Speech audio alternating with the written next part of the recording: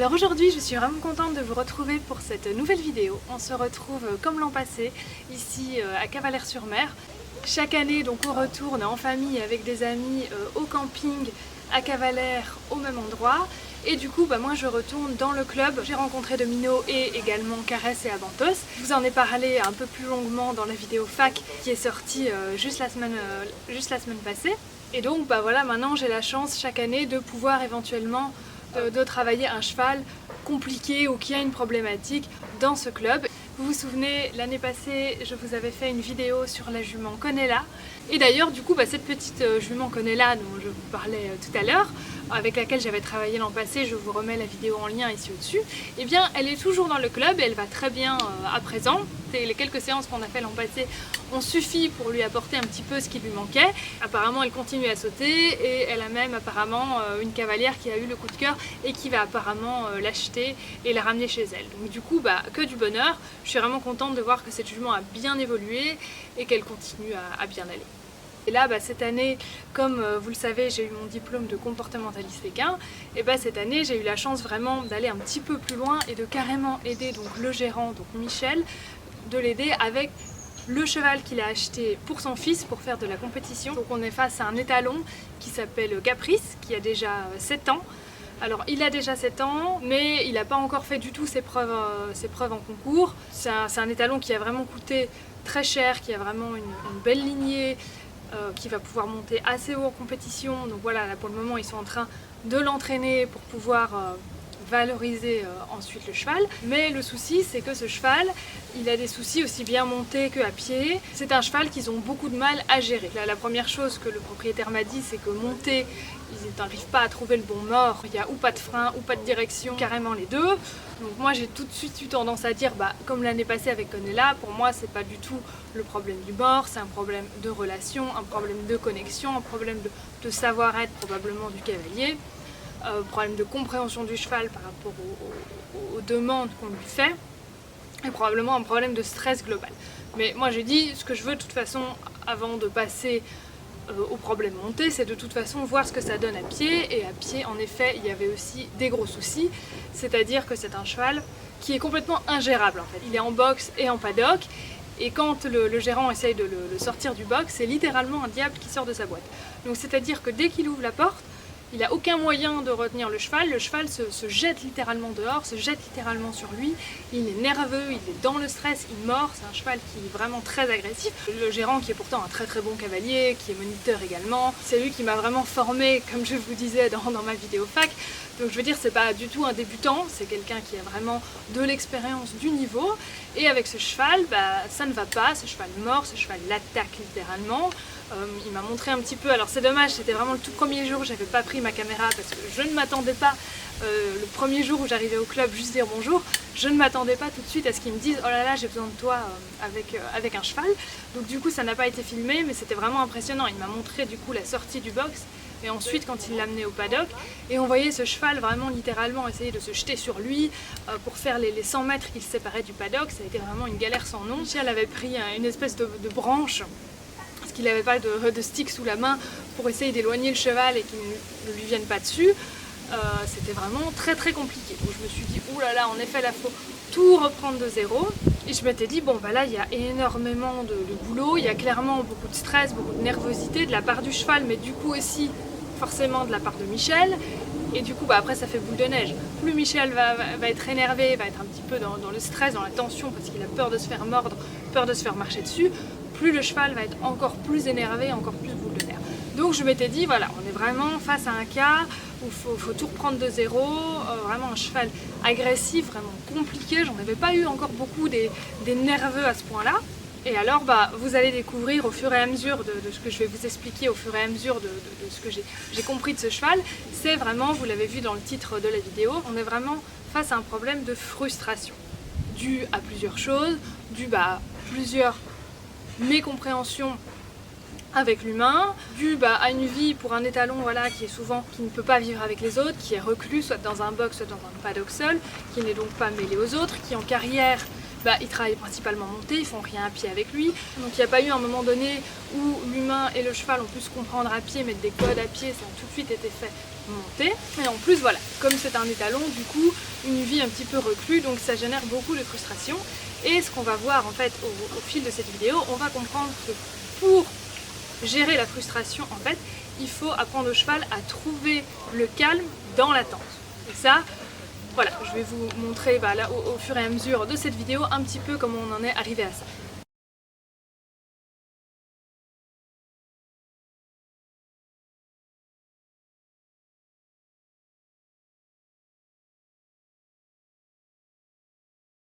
Donc la première chose, moi un cheval comme ça, j'ai dit tout de suite à Michel, j'ai dit il faut absolument le travailler en liberté. Je veux commencer à ouvrir, comme je vous dis toujours, ouvrir la communication en liberté, pouvoir accepter les noms du cheval en liberté, pouvoir essayer un petit peu de le comprendre comme ça.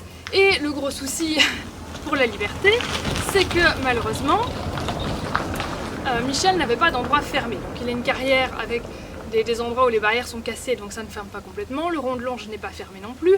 Et donc comme c'est un cheval qui a coûté très très cher, fait pour la compétition, alors là bon voilà, c'est le choix du propriétaire, il veut le mettre vraiment à la compétition. Voilà, vous savez que moi ce que j'en pense, que je ne suis pas du tout pour le monde de la compétition, etc. Mais voilà, après, ça c'est le choix du propriétaire. Et donc du coup, il veut pas perdre le cheval, il veut pas qu'il se blesse, donc la liberté, il veut pas. Il veut pas parce qu'il n'y a rien de fermé. Il avait essayé, là vous allez voir dans les premières images, il avait essayé de me faire un petit rond de longe dans la carrière, mais c'était pas complètement fermé, le cheval pouvait clairement s'en aller. Et puis surtout il m'a dit, ce cheval est fou de toute façon, il faudrait des barrières à 1,60 m pour qu'il ne s'enfuit pas. Il saute carrément les barrières de son paddock. Il dit, ce cheval, dès que je le lâche en carrière, même en longe, tu verras, tu ne le tiendras pas. Il disait, ce cheval est fou. Il dit, avec tes petits bras, comme j'ai pas, voilà, je suis plutôt menue, j'ai pas beaucoup de force, il dit, avec tes petits bras, tu n'y arriveras pas. Donc il dit, la liberté, c'est carrément pas possible, il ne voulait pas. Et donc d'ailleurs, vous verrez également qu'il me l'a harnaché, et j'avais dit, on met juste un licol, et il tenait absolument, il avait vraiment peur qu'il arrive quelque chose à ce cheval, il disait, non, tu verras, tu n'arriveras pas à le contrôler, donc il lui avait mis le mors, etc. Vous verrez qu'ensuite, bon, j'ai laissé le mors pour lui faire plaisir pour la première séance, mais que je ne l'ai absolument pas utilisé et que j'ai quand même pu très vite passer en liberté. Et donc du coup, je commence avec la grande longe, mais je voulais absolument pas que le cheval se sente comme s'il était longé, donc je laissais vraiment la longe très très lâche et je ne demandais absolument rien au cheval, j'essayais vraiment même par moments de ne pas le regarder, de m'éloigner, de lui montrer vraiment qu'il pouvait marcher comme il voulait. Voilà, c'était pas du tout une séance de longe académique. J'essaye de faire du coup de la semi-liberté, c'était un petit peu compliqué du coup vu qu'il était quand même tenu par la longe, mais je ne mettais vraiment aucune pression sur cette longe et comme je vous dis, voilà, je regardais ailleurs, j'essayais vraiment de me positionner, pas en tant que longeur, mais voilà, vraiment en tant qu'humain qui est là au milieu et qui ne demande rien. Et ça a été plutôt bien reçu, j'avais un petit peu peur qu'ils se disent « Oula, il y a un longeur, donc je me mets à tourner autour ». Non, tout de suite, il a compris que je n'étais pas en train de faire des demandes. Et donc, j'ai pu vraiment l'observer en liberté. Et donc, comme moi je dis toujours, il faut commencer par savoir écouter, par apprendre à écouter avant d'apprendre à demander. Parce que quand vous écoutez, vous pouvez apprendre quelque chose. Et ça c'est vrai aussi quand on parle avec d'autres humains, pas qu'avec l'animal. Quand on écoute, on peut apprendre quelque chose. Alors que quand on parle, on ne fait que répéter ce qu'on sait déjà.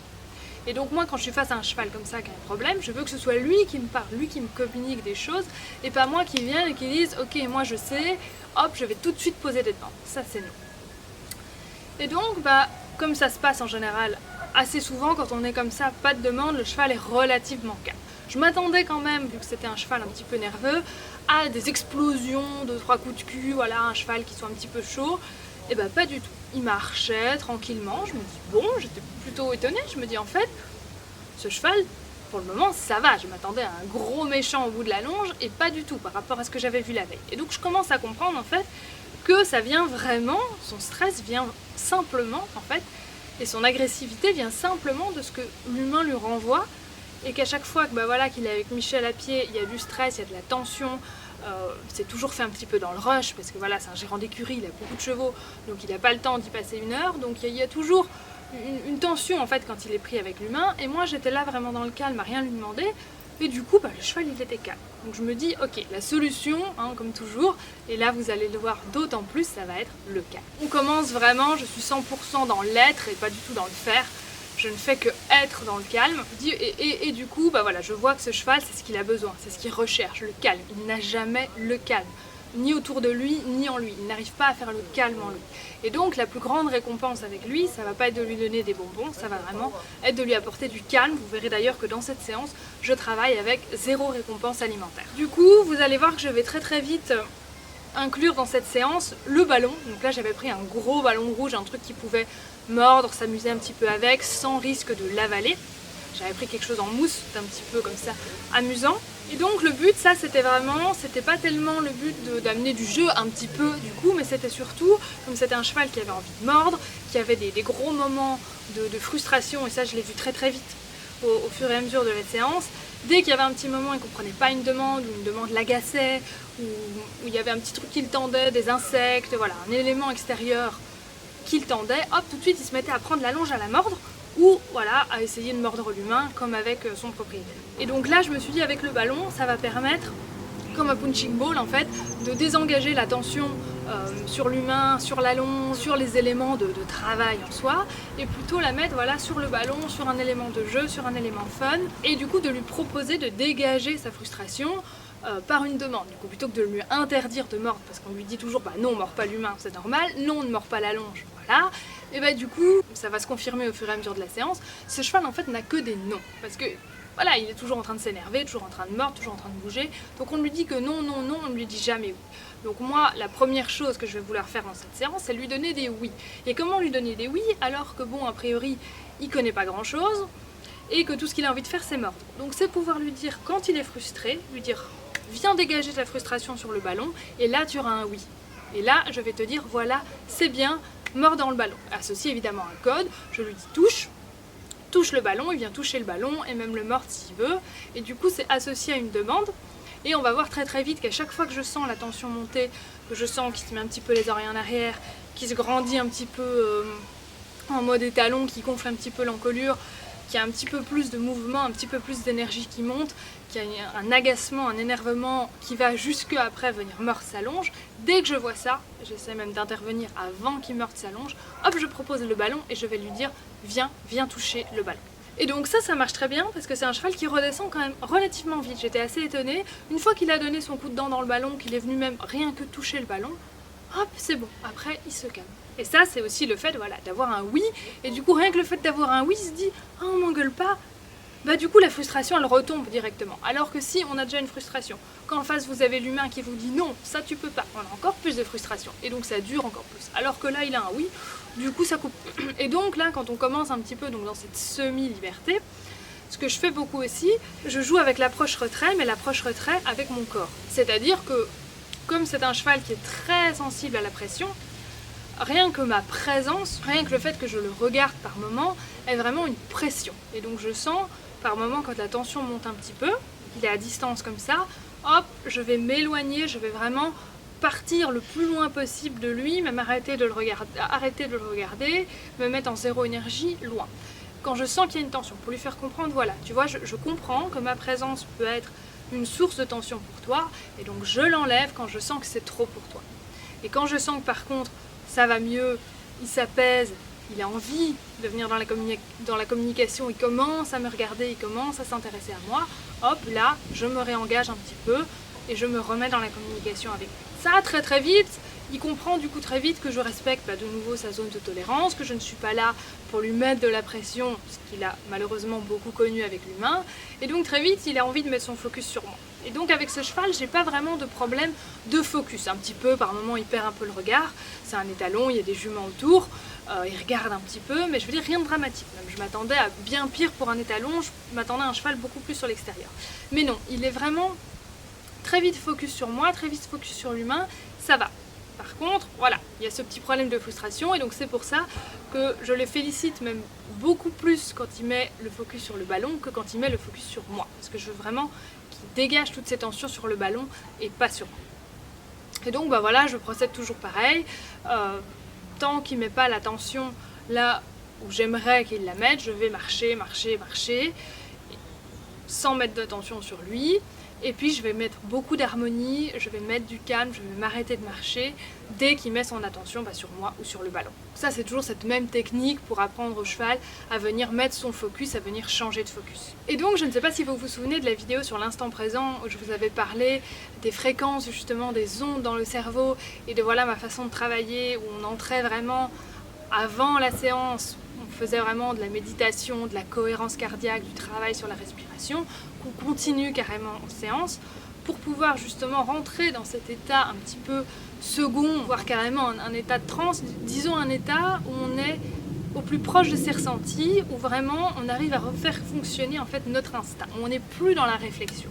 Parce qu'avec le cheval, c'est vraiment important d'être complètement dans la sensation de l'extérieur, mais aussi de ce que nous on a à l'intérieur, et d'être dans cet instinct et d'être vraiment dans cette communication non verbale. Tant qu'on est trop éveillé, on est trop dans la réflexion, on est trop dans le faire, et du coup ça peut pas aller. On a toujours un temps de retard sur ce qu'on voit, il faut vraiment laisser en fait notre inconscient travailler, notre inconscient voir les messages du cheval et pouvoir tout de suite comme ça y répondre. Sinon on a toujours une latence, on est toujours en décalage et du coup on est trop dans la cérébralisation des exercices et des demandes. Et donc voilà, avec ce cheval c'est d'autant plus important, je me mets vraiment dans cet état, je fais ma cohérence cardiaque, je travaille sur ma respiration, d'être vraiment zéro énergie, complètement zen. Donc je suis plus du tout dans le mental et d'ailleurs tellement que je ne sens même plus, il faisait une chaleur terrible ce jour-là, il n'y avait pas un pet de vent, et je ne sens même plus la chaleur, tellement je suis dans la connexion avec ce cheval, dans le calme, on forme vraiment une bulle et je ressens absolument plus tous les éléments qui auraient pu me gêner autrement. Et donc du coup très vite avec ce cheval on va voir, je vais pouvoir rapidement passer en liberté sans le tenir et carrément à l'épaule, ce que je ne pensais pas, je pensais rester assez loin de lui au début et comme il est venu chercher le contact sans plus de tension, comme on avait pu décharger les tensions avec le ballon, j'ai pu vraiment très vite me mettre à l'épaule, ce que je n'aurais jamais parié avant de commencer cette séance. Et donc à l'épaule, très vite en liberté, on a travaillé du coup cette marche en synchronisation dont je vous parle très souvent, où là vraiment je demandais au cheval, d'abord je me cale sur le rythme du cheval et après je demande au cheval de se caler sur le mien et comme j'étais complètement zen, très vite il l'a fait. Et donc on a carrément pu faire du pas compté, donc c'est-à-dire que je partais de l'arrêt, je disais même à peine marche en fait, simplement je me mettais à marcher, je faisais juste 2 pas mais très lents et on voyait que le cheval il faisait ces 2 pas très lents à côté de moi, vraiment il décomposait le mouvement comme moi je le décomposais et hop tout de suite arrêt. Et après on repart, c'est le pas compté où on décompose chaque foulée.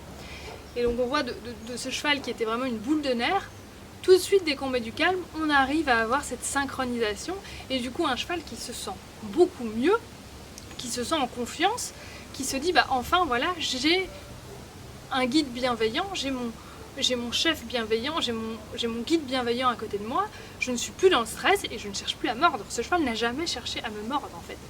J'étais très étonnée, encore une fois, voilà, je m'attendais à un cheval qui allait essayer de me mordre tout le temps, comme il faisait avec son propriétaire, et là, pas du tout. Et donc vous verrez qu'avec les miens, vous savez, avec Caresse et Avantage, et également avec le cheval Tekoa, j'utilise beaucoup la voix, ou d'ailleurs la voix de félicitations, qui monte dans les aigus, qui envoie beaucoup de bonnes ondes. Et là, vous allez vous dire, tiens, c'est bizarre, elle n'utilise presque pas la voix. Non, parce que cette voix, justement, très aiguë, elle envoie des bonnes ondes, mais elle envoie de l'énergie aussi. Et avec un cheval comme ça, comme je vous ai dit, la solution c'était vraiment le calme, donc je ne voulais absolument pas lui envoyer un message tout à coup contraire en montant ma voix dans les aigus pour mettre les bonnes ondes. Sa récompense à lui c'était vraiment le calme, c'est ça qu'il recherchait.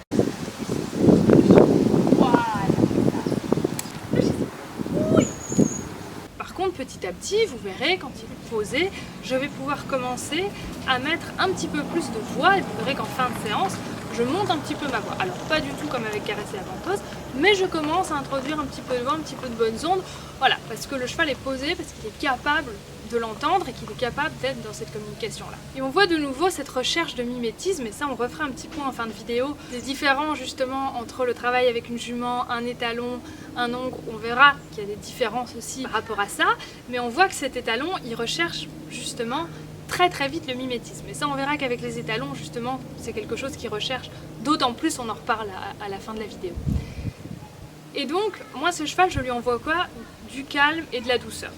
Et donc qu'est-ce qu'on a? Un cheval calme et doux. Le propriétaire il m'a dit une phrase, je ne sais pas si on l'entendra sur les roches, je ne les ai pas encore regardées au moment où je tourne ça, donc je vous mettrai l'extrait si je l'ai, sinon voilà je vous le dis là, il me dit c'est marrant parce qu'avec toi, même quand il mord le ballon, il le mord dans la douceur, il le mord doucement. Avec toi, presque l'envie de mordre, elle est presque douce. Oui, exactement. Elle cherche le jeu. Avec moi, elle est... C'est ça. C'est doux, en fait il te renvoie ton énergie. C'est ça. Et c'est tout à fait ça en fait, il renvoie, le cheval il renvoie ce qu'on lui donne. Et donc, si le propriétaire est énervé, en train de se dire « Putain, ce cheval, ça va pas, ce cheval, il m'énerve », et de l'énervement, le cheval, il va être énervé encore plus et il va lui renvoyer cette énergie, cet énervement. Et au centuple, parce qu'en plus, il ne comprend pas cette énergie. Donc, ça va être décuplé. Alors que moi, je lui ai envoyé douceur et calme. Et du coup, qu'est-ce que j'avais? J'avais douceur et calme, sans avoir rien fait. Hein, parce qu'on a toujours les gens qui vont vous dire oui, il faut commencer un cheval comme ça, lui apprendre le respect, c'est-à-dire lui bouger les hanches, le faire bouger, hein, de nouveau, le contrôle des pieds. Pas du tout en fait. On est simplement dans le contrôle du mental. Et si on montre au cheval qu'on a un bon savoir-être, hein, justement, on devient du coup digne de ce respect. Parce que le cheval dans la nature, il va toujours se caler sur l'élément du groupe, le cheval du groupe, qui est la plus grande égalité d'humeur. Et donc, l'humain, si il a cette égalité d'humeur, cette douceur, ce calme, cette force bienveillante, quand le cheval va sentir ça, il aura naturellement envie déjà de le suivre, sans encore qu'on ait posé aucune demande. Et donc on n'a pas besoin de commencer à s'imposer, à faire bouger les hanches, à faire bouger le physique. Ça c'est juste une illusion. On a l'impression qu'on devient chef comme ça, mais pas du tout. Le respect en fait, il se gagne parce qu'on a en nous et pas parce qu'on impose à l'autre. C'est pas parce qu'on demande à l'autre de faire des choses et qu'on a l'impression qu'il s'exécute que tout à coup on est devenu chef, que tout à coup hop on a le respect du cheval. Non, c'est un respect de façade. Alors que si on est digne de respect, le respect va venir naturellement. Et après, c'est pas pour autant qu'on ne mettra pas des limites, qu'on ne donnera pas des noms au cheval, vous allez d'ailleurs encore le voir au fur et à mesure de cette vidéo.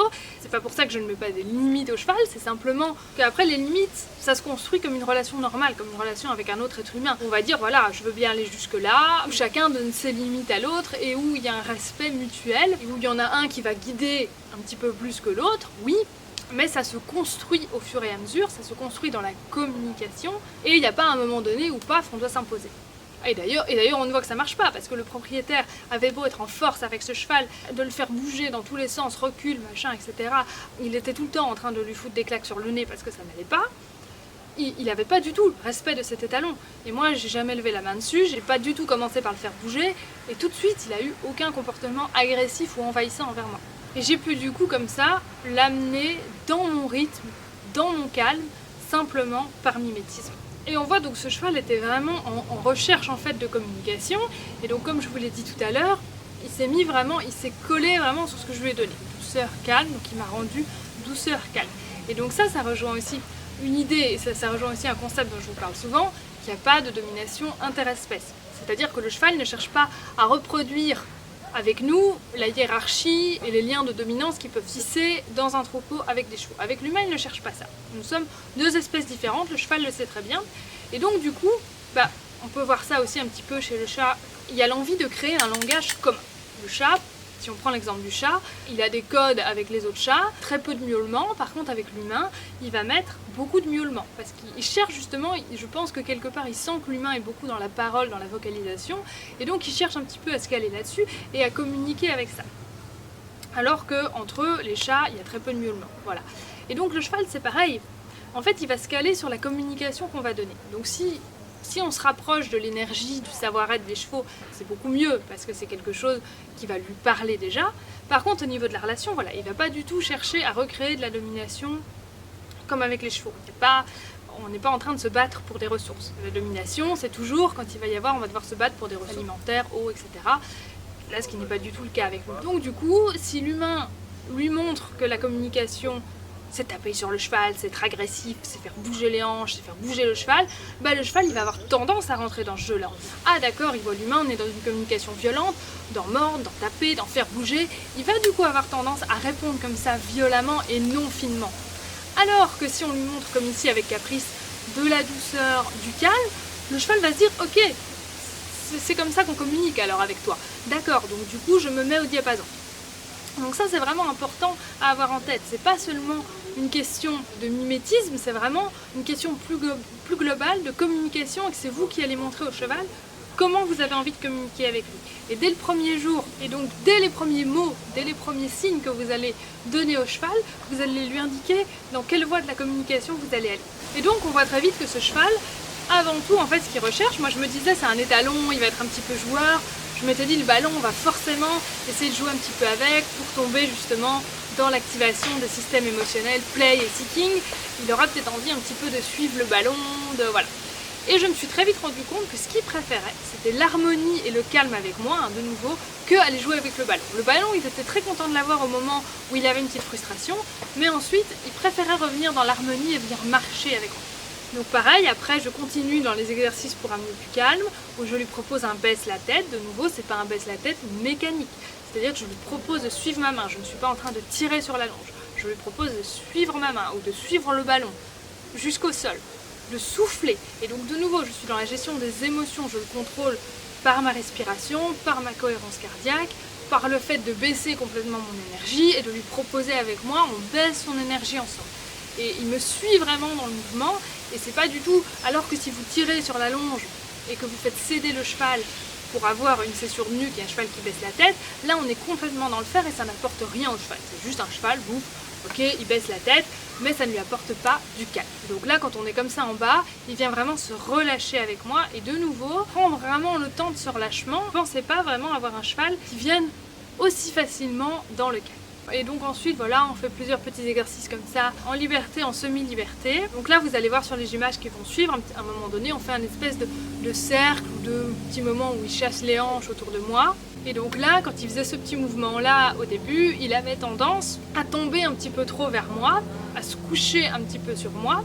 Et donc là, vous allez le voir sur les images, au niveau de mes gestes, qu'est-ce que je fais? De nouveau, pas de stick, que du calme. Je ne me concentre pas du tout sur le mouvement des hanches qu'il fait très facilement. Donc on voit simplement mon corps et un petit peu mon coude droit va venir pousser légèrement les hanches. Mais je ne mets pas du tout mon focus dessus parce que c'était pas la difficulté pour lui. La difficulté pour lui, c'était vraiment de tenir ses épaules. Et donc je mets mon regard justement sur ses épaules pour justement les bloquer. Et donc à la fois, je lui demande voilà le focus sur le ballon, le pli vers le ballon. Tout avec mon regard lui disant ok tu as le focus sur le ballon mais je veux pas que tout ton corps vienne sur le ballon. Donc avec mon regard, hop, je bloque le mouvement des épaules trop en avant et simplement avec le reste de mon corps, la partie droite de mon corps et un petit peu mon coude qui part un petit peu en avant, je demande aux hanches hop, de se désengager un petit peu. Et donc du coup on a ce mouvement un petit peu autour de moi et donc voilà, comme ça vous voyez, vous avez l'explication vraiment de tous les gestes et on voit qu'en fait on a l'impression que l'exercice en fait se passe au niveau des hanches alors que pas du tout, c'est vraiment au niveau des épaules. Et on voit que voilà, pour bouger ses hanches, simplement l'énergie de mon corps, l'énergie de mon épaule et de mon coude vers sa hanche suffit complètement et qu'il a plus besoin de mon regard au niveau des épaules pour vraiment qu'il se tienne. Et donc de nouveau, voilà, on voit cette finesse de la communication et ce cheval qui était complètement fou, qui en quelques minutes est complètement capable de venir lire comme ça des signes et des demandes vraiment très précises et même un petit peu contradictoire entre mon ballon qui lui dit et mon geste qui lui dit viens donne-moi ton pli et mon regard qui lui dit oui donne-moi ton pli mais n'avance pas avec tes épaules. Ce sont quand même des demandes assez complexes et qui ne génèrent aucune frustration et que le cheval est complètement capable de lire parce qu'il est décontracté. Donc de nouveau, on est complètement dans la communication et pas dans la soumission. On est complètement dans ce lâcher prise. Je ne suis pas en recherche d'obéissance, je suis simplement en recherche de communication. Si là, il m'avait répondu par un énervement, il m'avait répondu en avançant encore plus ses épaules ou en bougeant au contraire les hanches vers moi, ça aurait été une communication. Ça m'aurait permis aussi de voir autre chose, de communiquer autrement.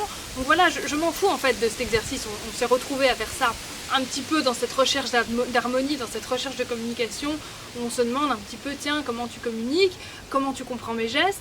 Mais voilà, je ne suis pas là en train de me dire, oui, je veux absolument qu'il fasse ce cercle ou ce désengagement autour de moi, et s'il ne le fait pas, je vais insister jusqu'à qu'il le fasse. Non, là on est vraiment dans une recherche de dialogue. Donc j'aurais pu faire un tout autre exercice. Voilà, je vous explique cet exercice-là en détail, mais de nouveau, il ne faut pas s'accrocher à ce mouvement-là. Parce que de nouveau, on n'est pas dans cette recherche de dominance et d'obéissance à tout prix. On met des limites, comme je vous disais, mais on est avant tout dans un dialogue. Et donc après, comme je vois que ça se passe plutôt bien, que le cheval en fait, il a les bases, il est complètement capable de communiquer, il n'a pas profondément de problème de respect quand le savoir-être est bon. Et donc je dis à Michel, je lui dis écoute, j'aimerais que toi tu viennes essayer un petit peu de marcher avec lui pour que je puisse aussi voir un petit peu en carrière comment ça se passe avec lui, voir comment tu marches. Et donc là, ensuite, ça se confirme ce que j'avais déjà vu au box avec le propriétaire. Michel est vraiment dans la force, dans la recherche d'obéissance, il n'y a aucun lâcher prise. Il veut que le cheval y réponde, hop, et tout de suite. Et il a peur. Quand le cheval est en liberté, je sens bien cette tension dans la voix, il lui dit viens, viens, il met même des appels de langue, il a peur que le cheval se déconnecte. Et du coup, il met tellement d'énergie, tellement de tension par cette peur, par cette crainte que le cheval s'en aille, qu'en fait, c'est trop pour le cheval et il pousse le cheval. Et on voit tout de suite ce cheval qui a déjà le premier réflexe au bout de quelques pas, hop, de tout de suite essayer de venir lui choper le dos, de lui mordre le dos. Réaction vraiment assez violente qu'il n'avait jamais fait avec moi. Le cheval lui dit tout de suite stop, mais qu'est-ce que c'est que cette énergie? Qu'est-ce que c'est que ça? L'humain, oui, c'est un manque de respect de la part du cheval, mais mettons-nous à la place du cheval. En fait, Michel, avec cette énergie-là, a manqué de respect au cheval et lui a vraiment parlé, lui a vraiment mal parlé, l'a vraiment stressé, l'a vraiment secoué avec cette énergie. Les chevaux sont des êtres beaucoup plus sensibles que nous, et donc il faut bien s'imaginer que s'il a répondu par la morsure, c'est parce que l'énergie de Michel, c'était trop pour lui. Et donc il lui a simplement répondu parce qu'il a reçu. Et lui, sa manière de répondre, voilà, c'est de mordre, c'est de lui dire stop, quoi, de lui dire stop. Et donc ça, c'est vraiment important pour l'humain de comprendre que c'est vraiment ce qu'il a envoyé au cheval qui a donné cette morsure. Et donc, il faut avant tout changer cette énergie. Ça ne sert à rien de punir le cheval en boucle. Il faut avant tout régler le problème à la source. Tu marches, tu essayes vraiment de te caler sur ses pattes.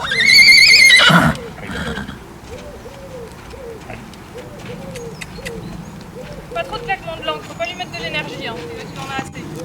Au contraire, tu respires et tu fais tout zen, doucement. Une bouche. Voilà. Essaye, tu vas toujours d'avoir son regard vers toi. C'est important qu'il te regarde. Dès qu'il regarde ailleurs, c'est là qu'après il peut devenir un peu agressif parce qu'il écoute ce qu'il fait. Toujours regarder où il a son regard. Voilà. Allez. Allez. Je suis là.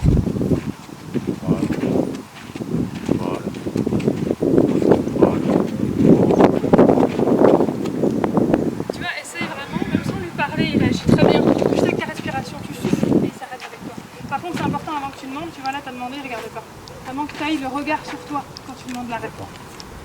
Tu as lui dire un petit peu viens, tu vois qu'il fasse un petit peu de Oui. Là. Là. Voilà, C'est la porte d'entrée, c'est quand même bon choix. Là. Allez. Il regarde pas. Il regarde pas. Il faut réagir plus vite, ouais. Tout de suite, dès que tu sens que tu le perds. Là. Là, c'est il se désintéresse, là. Reproposer la balle, tu vois. Là, c'est un début de frustration aussi, ça l'ennuie. Varier tes courbes, s'ennuie très vite, là. C'est un jeune, hein, c'est normal. Il faut vraiment, hop, changer de direction tout le temps. En fait, tu le pousses dans ton attitude. Oui. T'es trop présent, tu le pousses et du coup, c'est ça quelqu'un dehors. Puisque tu cherches à l'attirer. Je fais toujours les choses pour les autres. Mais tu le pousses, du coup, il regarde par là parce que tu prends beaucoup de place. Et tiens, tu fais non, mieux que moi. C'est toi qui dois faire. Allez. Voilà.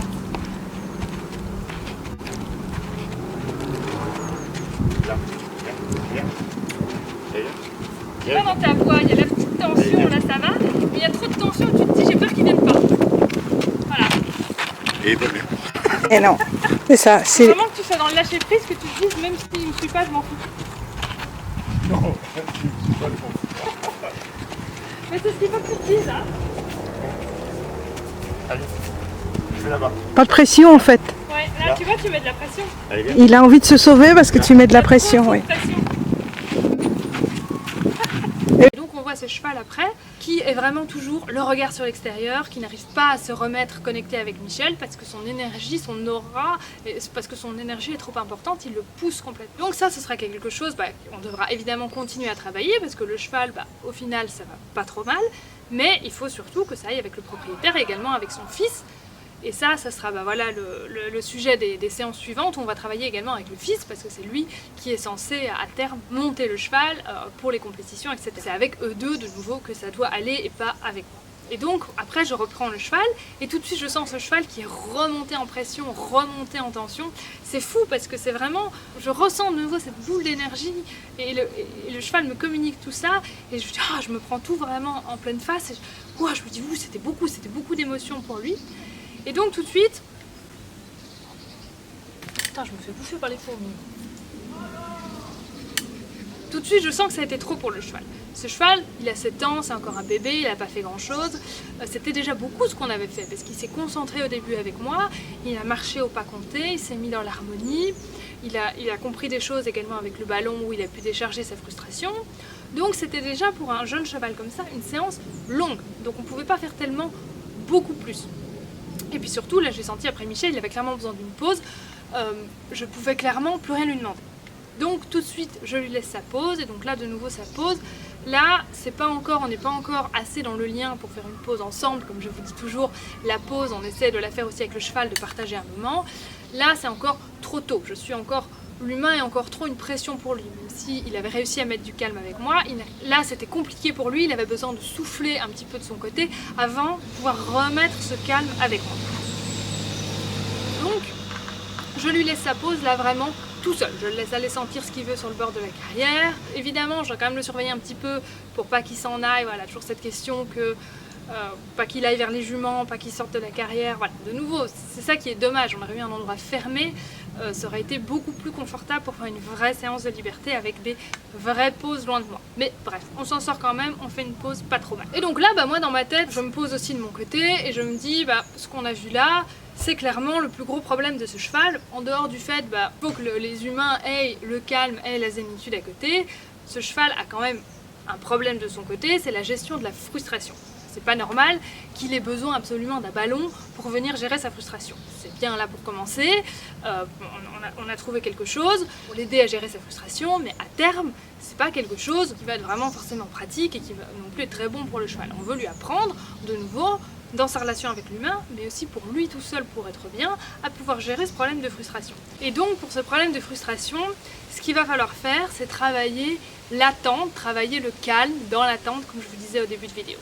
Travailler ça en carrière, il en avait un petit peu marre, il y avait beaucoup d'insectes, là, c'était de pire en pire, on se faisait attaquer, même moi je me faisais bouffer par les gros temps. Donc j'ai dit, ok, on va remonter vers les box et on va aller travailler carrément ça en boxe. Souvenez-vous, au début je vous avais dit que c'était un cheval, la sortie du box, c'était vraiment, on ouvre la porte, c'était un diable qui sortait de sa boîte, il défonçait tout, il passait sur tout le monde, il ne pouvait pas attendre. Et donc, évidemment, le propriétaire m'avait dit, ça c'est un gros problème, il voulait que je règle ce problème, et moi j'avais dit, je ne veux pas attaquer comme toujours le problème de front. Je veux d'abord créer le lien dans un endroit neutre, donc dans la carrière, dans cet espace de semi-liberté, ouvrir la communication, et ensuite venir travailler le problème une fois qu'on aura déjà avec le cheval des codes pour se comprendre. J'imaginais évidemment pas faire ça dès le premier jour, mais là, sans dire qu'on avait vraiment un lien déjà avec ce cheval, on avait déjà quelques outils de communication, il avait compris que je lui apportais du calme, j'étais intéressante pour lui, et donc je le sentais, je me disais, je pense qu'on va pouvoir aller travailler le box. Donc on retourne vers le box. Vous allez voir sur la remontée que c'est un petit peu compliqué, il a envie d'aller un petit peu vite. De nouveau, je prends mon temps, j'ai pas d'objectif. Je me dis, si on met 1 heure à remonter au box, on met 1 heure à remonter au box. Déjà, on sort de la carrière, tout de suite son attitude change. Il y avait des juments sur le côté, il me dit tout de suite, bam, je veux aller vers les juments. Et là, tout de suite, comme moi, évidemment, je lui dis non. De nouveau, là, je place une limite, je lui dis non, c'est pas possible. Hop, grosse frustration de son côté, oreille en arrière, envie de mordre, vraiment très fâché. Il ne vient pas vers moi. C'est-à-dire qu'il ne vient pas m'envahir, par contre je sens qu'il bouille et qu'il me dit là attention, si t'es pas d'accord avec moi, ça va mal se passer. De nouveau, voilà, ce cheval ne cherche pas à venir dans la force avec moi, il reste dans cette communication non violente entre guillemets que je lui ai montré en carrière, il me communique par des signes légers, fins, il reste de son côté, il met les oreilles en arrière, il me montre par son énergie, non ça ne va pas. Et donc moi, je réponds par là et simplement c'est vraiment littéralement une bataille mentale entre nous où je lui dis là, non, là c'est ma limite, je veux pas qu'on aille là et je te dis on va là. Et donc je mets mon geste comme ça vers l'endroit où je veux aller. C'est également avec mon geste, je mets une énergie comme si c'était vraiment une barrière pour pas qu'il vienne vers moi, pour lui dire vraiment là il y a un mur, tu ne le passeras pas. C'est vraiment en fait la fermeté dans la douceur. je mets aucun geste d'agressivité, mais c'est vraiment tout dans le mental, tout dans l'énergie, j'envoie mon énergie tout droit, je dis non, on va là et on ira là. Et c'est comme ça. Il n'y a pas d'agressivité, c'est vraiment de nouveau voilà, le chef bienveillant, le guide bienveillant, mais qui te dit non, j'ai dit on va là-bas et c'est comme ça. Et tout de suite, il dit ok. Tout de suite, il a très vite lâché. Ça va être une petite bataille mentale comme ça de quelques secondes, mais tout de suite il a très vite lâché. Et ça voilà, on reviendra sur le petit point comportemental en fin de vidéo, où on verra qu'avec les étalons, ce genre de bataille mentale, c'est beaucoup plus facile entre guillemets à gagner qu'avec une jument.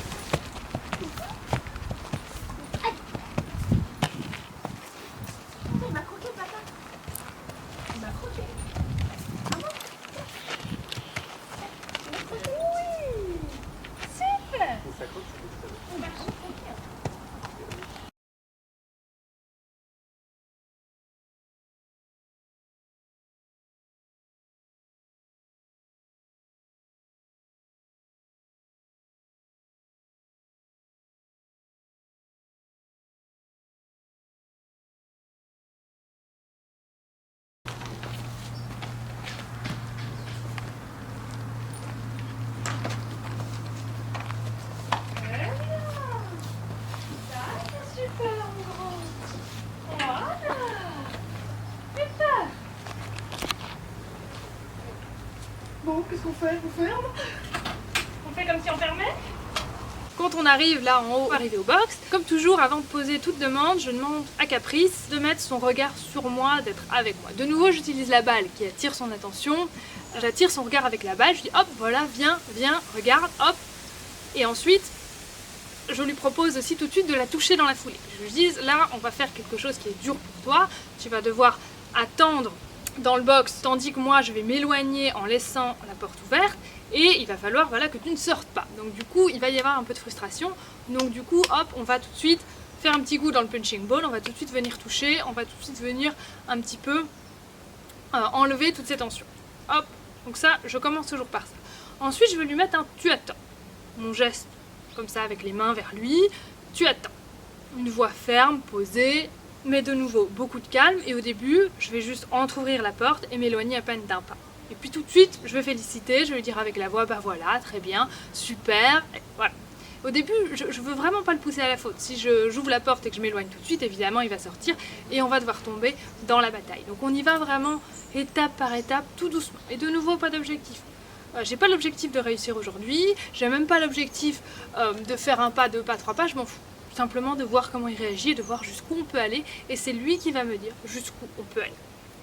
Et donc bah, ça se passe très très bien, je recommence ça plusieurs fois. Au début j'ai un petit peu de mal à avoir son regard, et puis de plus en plus je vois que c'est lui qui cherche mon regard. Et là je ne sais pas si on verra bien parce que dans le box c'était très noir, mais c'est très impressionnant parce qu'il y a plusieurs moments, c'est lui qui cherche mon regard et il lève un petit peu la tête pour se mettre vraiment à hauteur de mes yeux, et j'ai ses yeux dans mes yeux et je sens qu'il me dit ah oui, là je comprends ce que tu me dis, il cherche vraiment à comprendre, il cherche le lien, il cherche la connexion parce qu'il sent que ça lui fait du bien et il sent qu'il est en train de comprendre quelque chose.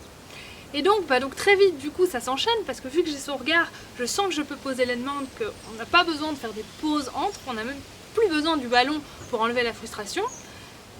Je lui dis tu attends, je commence à m'éloigner un petit peu plus loin. Je commence à ouvrir également la porte un petit peu plus grand et à chaque fois voilà, je reviens vers lui, je reviens toujours à lui avant qu'il ait même l'idée de bouger parce que sinon c'est trop tard. Et puis alors surtout ce qui est très important, c'est vraiment la voix d'encouragement. Tout le temps en fait, je lui dis tu attends une fois, deux fois, mais après surtout je ne répète plus l'ordre, je lui dis voilà très bien, super, continue, je le tiens avec cette voix pour lui dire qu'il est dans le bon et qu'il doit continuer là-dedans surtout. Et si je lâche cette voix, si je lâche le regard ou si je lâche cette voix, tout de suite il aurait bougé, tout de suite il aurait réavancé vers moi. Donc c'était vraiment très important de tenir ce lien invisible, cette connexion invisible, et par la voix et par le regard. Et même lui cherchait cette connexion et littéralement il avait cette envie de bien faire, c'était fou. Du coup j'ai pu aller de plus en plus loin, j'ai pu carrément laisser la longe sur la porte, donc il était complètement en liberté, porte grande ouverte, je m'éloignais de plusieurs pas et il avait aucune envie de sortir. T'es ici. Oui. Et tu attends. Très bien. Tu attends. Très bien. Oui. Non, pas le temps plus tôt, je vais me féliciter. Tu attends. Très bien. Super. c'est très très bien. Ça, c'est très bien. Tu as le temps. Tu as le temps. Tu as le temps. Tu as le temps.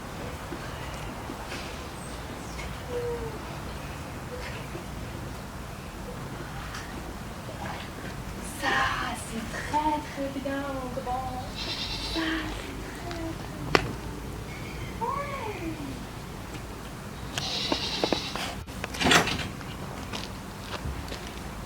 Toujours avec moi. Tu attends. Qu'est-ce que c'est ça? Couille, ça. Ce qu'il faudrait faire, c'est le jour où elle a sa structure. Moi, j'ai mon transporteur. C'est lui envoyer des chevaux dans la structure pour qu'elle y travaille. Bien, ça oui. Pendant un mois. Super. Non. Ok. Au lieu de devenir sérieux. Ok. Avec moi? Non, c'est avec moi. Là, tu attends. Super. Très très bien, ça, super. Et on va quand même récompenser en sortant que tu as été super bien. Et là. Tiens, comme son œil, même là, a changé encore, il est beaucoup plus doux. Je ne sais pas si de nouveau ça se verra bien sur la vidéo, mais vous allez voir ce regard qui change, ce regard qui s'adoucit, ce cheval qui se relâche et qui se dit, j'ai vraiment senti quand je suis revenue près de lui en boxe, qu'il me disait merci. Merci, j'ai trouvé le calme, j'ai trouvé la solution. Ce box, c'était toujours l'angoisse. Je me précipitais toujours pour sortir. C'était un stress pour lui, c'était un stress pour l'humain, mais d'autant plus pour lui. De nouveau, il faut se remettre à la place du cheval. Il n'était pas bien, le cheval, quand il faisait ça. Et là, cette solution que je lui ai apportée, il s'est dit, waouh, je peux trouver le calme dans l'attente. Et je ne suis plus frustrée parce que je comprends ce que je fais, je comprends ce qu'on veut. Et puis surtout, on est content de moi. Surtout, comme je vous ai dit au début de la vidéo, j'ai dit oui, dans le box il n'avait que des non, même en carrière avec Michel c'était limite, Michel avait du mal à lui dire oui c'est bien. Là, il a eu des oui tout le temps, tout le long de la voie de l'encouragement, que je disais voilà c'est bien, t'as trouvé, il s'est dit mais j'ai dit oui, ce cheval n'a jamais eu un seul oui, et donc ça l'a complètement métamorphosé, après il était tout doux comme un agneau, j'ai pu le sortir du box, le re-rentrer, il ne bougeait plus. Et là on lui a vraiment apporté quelque chose d'utile pour lui, on lui a apporté le calme, on lui a montré comment trouver le calme que lui n'arrivait pas à atteindre de lui-même. Donc on a réussi de nouveau à associer une nouvelle idée de confort à cette idée de box. Alors évidemment c'est quelque chose qu'il faut continuer à travailler, mais l'idée de la sortie du box n'est plus associée au stress, mais associée à un moment de calme, à un moment où on prend son temps, à un moment de connexion, à un moment d'encouragement, à un moment de oui. Et de nouveau, on ne dit pas non au cheval sans apporter de solution. On dit toujours, si on veut placer un non, on doit toujours apporter une solution, une autre solution. Comme exactement j'ai fait en bas dans la carrière quand il me disait je veux aller voir les juments, je dis non, on va aller par là. C'est pas juste non et se fâcher, donner des claques et rester là devant cette carrière à se fâcher sur ce cheval. C'est non, on va par là. C'est pas juste non, on va pas là, c'est on va pas là, mais on va de l'autre côté. Et donc là, une fois qu'on a trouvé cette voie du calme, j'avais vraiment ce cheval qui était tenu avec ce fil invisible entre nous, c'était vraiment fantastique. Comme on avait établi une sorte de connexion à pied, j'ai tout de suite senti aussi dans le box que j'ai pu comme ça me mettre devant lui, devant la porte. Ce qui aurait été dangereux au premier abord, vu que dans le box, je vous disais, ils fonçaient sur tout le monde pour sortir. Et je vous disais toujours aussi qu'il faut jamais bloquer la sortie, surtout quand on est dans l'apprentissage comme ça, on laisse toujours une porte de sortie au cheval pour pas qu'il se sente coincé. Et là, il y avait tellement ce calme, ce lien invisible, cette connexion, que j'ai pu tout de suite me mettre là et que je savais pertinemment, il m'envoyait tous les signaux qui me disaient « Non, c'est bon, il n'y a pas de souci, je vais pas te passer dessus ». Et donc j'ai pu tout de suite chercher la difficulté. Et donc après, évidemment, ce qui est très important, j'ai fait tout de suite travailler Michel, sur le même exercice. Alors lui il avait un petit peu de mal à mettre la voie d'encouragement, toujours, il dit quand ça va pas mais il dit jamais quand ça va. Quand ça va il dit rien. Voilà. Mais ça pour le cheval c'est un problème et je lui ai dit au fond mettre le tu attends oui c'est important, donner le code, mais le plus important c'est ce que tu fais après, c'est quand tu t'éloignes, l'encourager, lui dire qu'il est dans le bon, sinon à tout moment il risque de ressortir, de repasser parce que tu ne le tiens plus et que tu ne lui dis plus. En plus le cheval c'est vraiment un bébé, donc tu dois vraiment le tenir avec toi, le tenir concentré tout le temps. Et puis surtout, pas pousser trop loin et pas se dire oh ça va, il reste. Il faut sentir dès que le cheval a envie d'aller un petit peu en avant, dès que le cheval doute, dès que la connexion avec le regard se perd un peu, que le regard se voile un peu, qu'il y a le doute qui passe dans les yeux, tout de suite il faut revenir vers le cheval pour pas le pousser à l'erreur. Et alors ce qu'il faut vraiment c'est que tu aies son regard, je sais pas si tu as vu plusieurs fois, tu vois, il vient chercher ton regard, ouais, et il lève un peu la tête et tu l'as vraiment dans les yeux. Et donc c'est là que tu dois placer le tu attends. Si tu sens qu'il y a un peu de frustration, tu lui montes là-bas à l'avant, voilà, ça c'est bien. Tu dis le tu attends et tu gardes le regard. Tu t'éloignes comme ça, oui. Mais tu gardes tes bras devant pour le bloquer, pas tu devant. vois. Là. Tu vois le mouvement? Là, oui. Le corps en arrière, mais les bras devant, et tu continues à dire tu attends, et tu tiens le regard. Là. Et surtout, dès que tu sens qu'il a envie d'avancer, tu reviens, pour pas le pousser à l'erreur. Là. Dis-lui tu attends. Tu attends. Tu attends. Là. Et encourage-le, tu vois, quand il fait bien, dis-lui voilà c'est bien. Là. Non, là si tu sens que ça va pas, tu reviens vers lui, tu fais reculer et tu repars de zéro.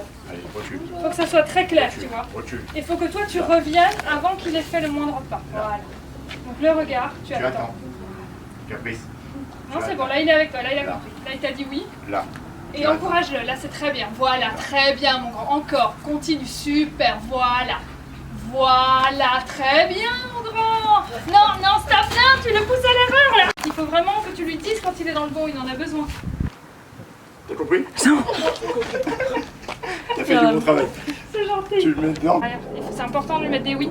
Et c'est pour ça que pour le tu attends, faut pas aller trop vite. Oui. Parce que sinon après tu dis non tout le temps. Et là t'as vu le fait qu'il a eu beaucoup de oui sur le tu attends, il s'est dit oh bah c'est super, j'ai compris, c'est ça. Et là bah du coup ce cheval qui a trouvé la voie du calme, la plus belle récompense pour moi ça a été qu'en fin de séance il s'est mis à bâiller. Et à bâiller vraiment plusieurs fois, vraiment à s'en décrocher la mâchoire. Donc vraiment il était complètement décontracté, son œil comme je vous ai dit avait changé, il était beaucoup plus doux, beaucoup moins nerveux. Et ça clairement les chevaux qui sont frustrés comme ça, c'est des chevaux qui au bout d'un moment ils accumulent énormément de tension, de petits stress. Au bout d'un moment les signaux d'apaisement, tout ce qui permet d'évacuer le stress ne va plus suffire au cheval pour évacuer son stress. Et ça c'est des chevaux qui vont au final avoir des stéréotypes, donc des tics, parce que ça, vraiment, les tics, les stéréotypes, c'est la dernière solution que le cheval trouve pour pouvoir évacuer son stress. Donc dans le cas d'un cheval comme ça, on a vraiment tout ce calme avec l'humain à mettre, mais aussi, voilà, il faudrait aussi travailler au niveau de l'environnement. Alors, pas facile, comme c'est un étalon, mais si on pouvait le mettre avec 1 ou 2 ongres, qu'on pouvait lui éviter le box, tout ça, évidemment, de nouveau, c'est un tout. Quand on a des problèmes de comportement comme ça, des problèmes de frustration, oui, on peut les régler en partie, on peut aider le cheval comme on a fait ici en lui montrant la voie du calme, mais le problème ne sera jamais complètement résolu tant que l'environnement du cheval ne lui permet pas d'être complètement bien dans ses sabots et de se sentir pleinement heureux, pleinement épanoui.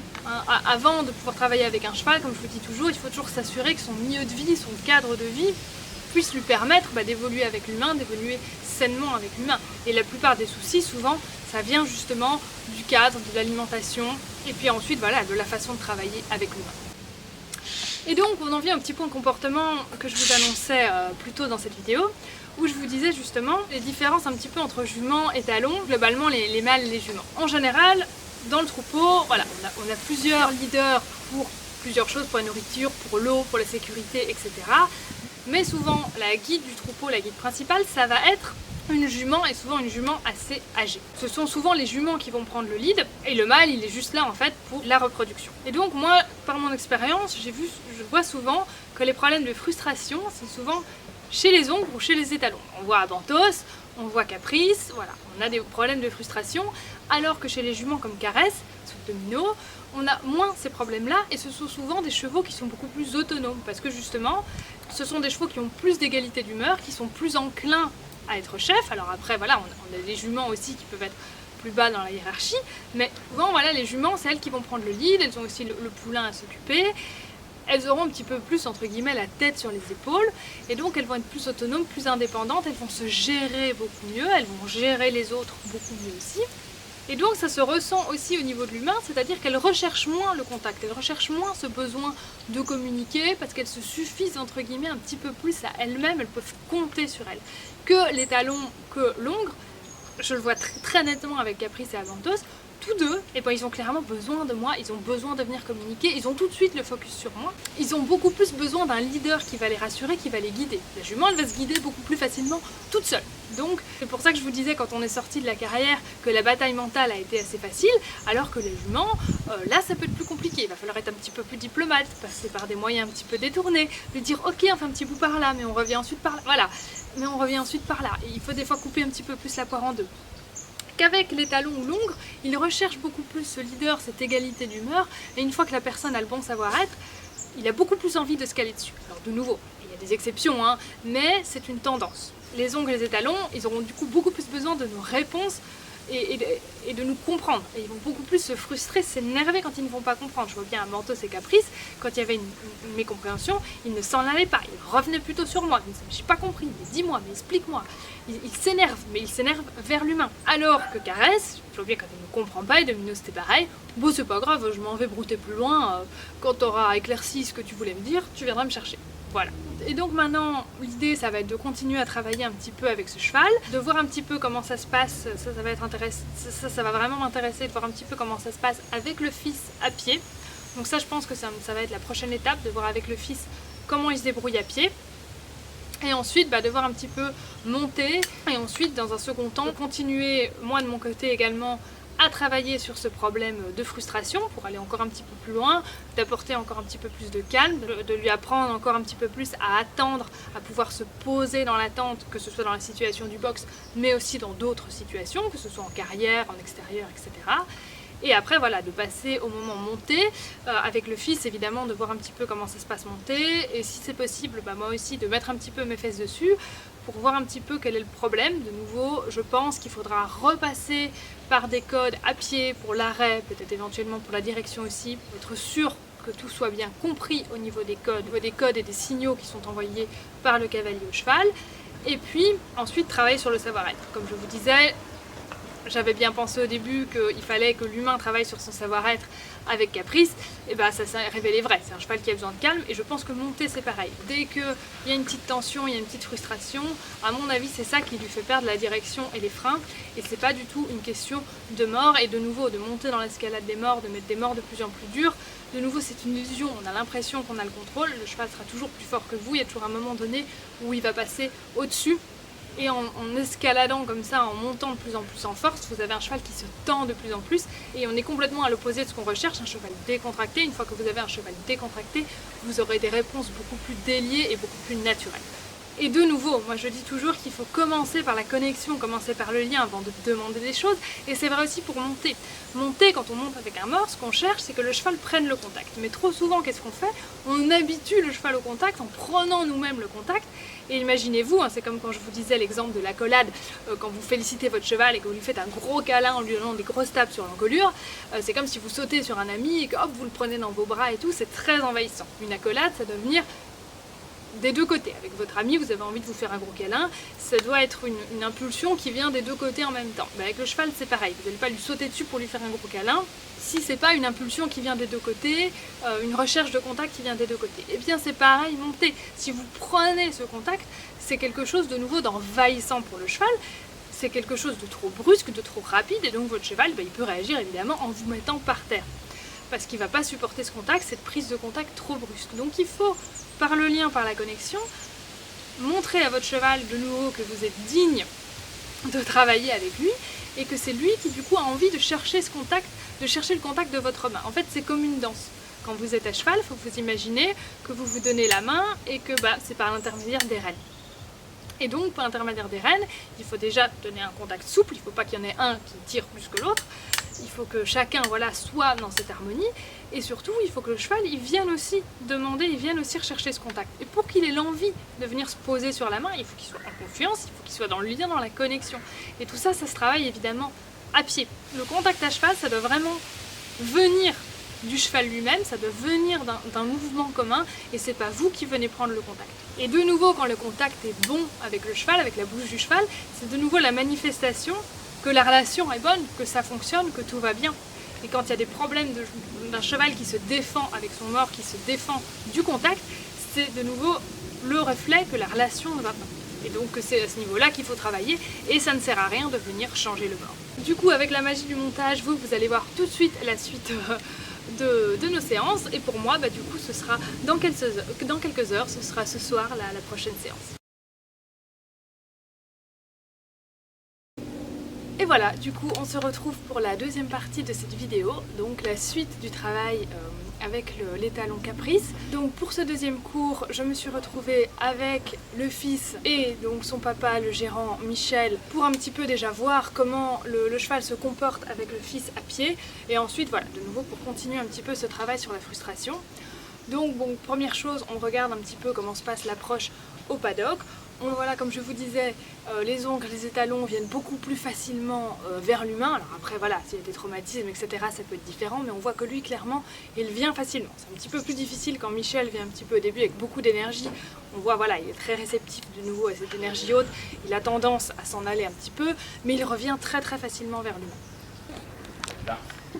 Tu lui sautes dessus, alors il saute dessus. Tiens. Tiens, viens. Assiste là. Attends, je regarde, je prends des notes. Non, mets-toi à côté d'elle. Allez. Mets-toi à côté d'Aurélia. Regarde, t'as vu comme il est venu vers elle? Mais attention. Regarde comment elle fabrique. De